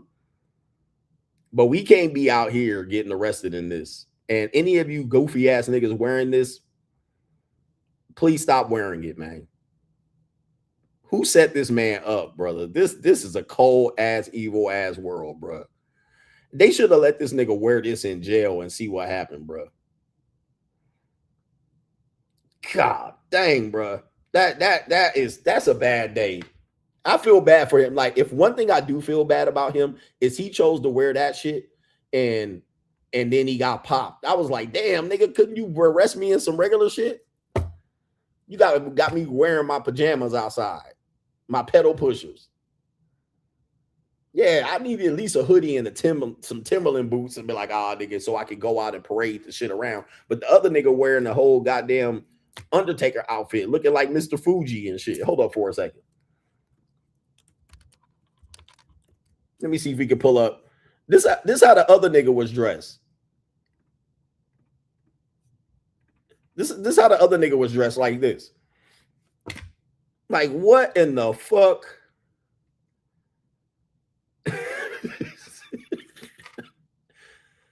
That's how Tristan was dressed. Like, man, what? This is a clown show, my G. And Justin Waller in the gold jacket. Like, we got to stop, nigga. Like, this is no, that's the manosphere in the nutshell, nigga. I'm gonna stay over here and I'm good. All right, I'm not about to be out here dressing like these niggas to feel good. Like, what? Dressing like Mr. Fuji. Like, God damn, nigga. Like, we got to stop the bullshit. Where the tater tots at? Press 1 if you a tater tot. Put some tater tots in the chat if you an Andrew Tate fan. All right, people like, he done so much for men. All right, congratulations, nigga. Like, I haven't. Shout out to Ratchet Monster says 100%. Nothing else on YouTube without CGA. Shout out to you, man. I try to not take vacations, but sometimes I need a break. Ran says, what I've learned, and especially listening to you, is that women, they don't have to like you to have sex with us. A lot of men don't understand that. They don't. Men think a woman has to like you to have sex. I'm here to tell you that that is not true, bro. Women do not have to like you to have sex. Women have opened their legs to men that they did not like. Right? I know women that have had sex with their ex-husbands going through a vicious divorce, like blood-curdling divorce, and still had sex with that man. Free or for a fee. Still has sex with the person. Hated his fucking guts. A lot of men that women have sex with, they really don't like. He's just good at sex. They're like, all right, here, come over. And then when you done nothing and you leave, she'd be like, just get the fuck out of here. Just go. But you guys have been convinced that women only give sex up to men that they like. There are women who used to be regular, normal women that used to do that. Those women are few and far between. You're competing for those women, and those women are a small amount of women. That is a very small amount of women that be like, I gotta like him and feel something special. Now, there's some women that end up doing that after they get ran through. So they're 32 and 40, and they're like, I'm done with the hookup culture. I'm done with that. So there's those women, but those women don't count to me. Those women don't count as women that like you for sex. In fact, I'm going to argue those women don't like men they have sex with. So they're looking for something else, and they'll offer sex to that guy in order to get it, which is to me just still selling vagina. All right, whatever that is, whether it's commitment or relationship, house, stepdad. She don't like that motherfucker, but she'll open her legs to him and give him some here and there. Okay. But to me, I don't see women can open their legs to anything. The most of them can. They'll just do it for money. They don't have to like you. they don't have to like you. And just because she liked you and you had sex with her, let me tell you, man. All right, the juices was flowing anyway. All right, it don't matter. You think the guy that was having sex with a woman that she really don't like me was actually feeling that? He don't care. Unless it was a husband. There's men that have sex with their wives. There's husbands that have sex with their wives, and he knows she don't like him. Think about this shit. There are men right now that are married, providing 50, 60, 80%, 100% of the resources, fucking their wives, and their wives, he knows that the wife hates his guts, and she's still sleeping with him. Do you have the stomach? Do you have the stomach? There are married men getting sex from their wives, knowing damn well that wife hates them. Let me show you this real quick. He knows that she hates him, and he's still digging her out. He's still getting them guts. And that's marriage, bro. That is marital sex. This is a woman saying that she can't even French kiss her husband. She's like, French kiss? No way. Here we go. But wait, have you always thought that it was gross? So we got a Ling Ling. Listen to what this Ling Ling says. Still French kisses their partner after 16 years. Who out there still French kisses their partner after 16 years of marriage? That's gross. That's gross. Was it? Stick it back in your mouth. Okay, what is that serpent doing? Looking for food in my mouth. Get out of here. Get out. 16 years of marriage. 16 years of marriage, and I can't French kiss my wife. She throwing up. So you having sex with her, because she's still having sex with that man. Guess what? She's still letting him hit, and she telling him to hurry up, come, don't come on the sheets. I just changed the sheets. Hurry up. You taking too long. You sweating too much. Don't touch this. Nah, don't put it there. Just come. Be married. But at the bar, she tongue kissing some random stranger nigga with herpes on his lips. I mean, come on, bruh. Anyway, Shout out to y'all, man. Look, I'm gonna get out of here. I'm gonna try to come back later tonight.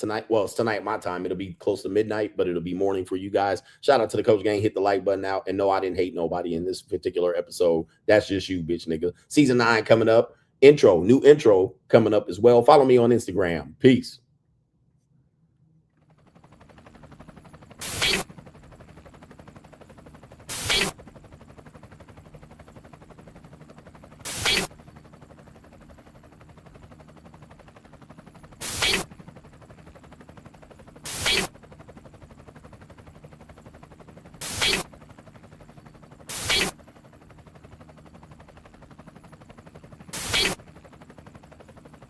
And you're in the Desert Storm bunker with Hollywood CGA. Yeah. Legends ain't born, they built from the grind. From benches to banners, we sharpen the mind. We sharpen the sword and promise and swore that we going hard and leaving it all on the floor. Hey, yeah, we going hard and leaving it all on the floor.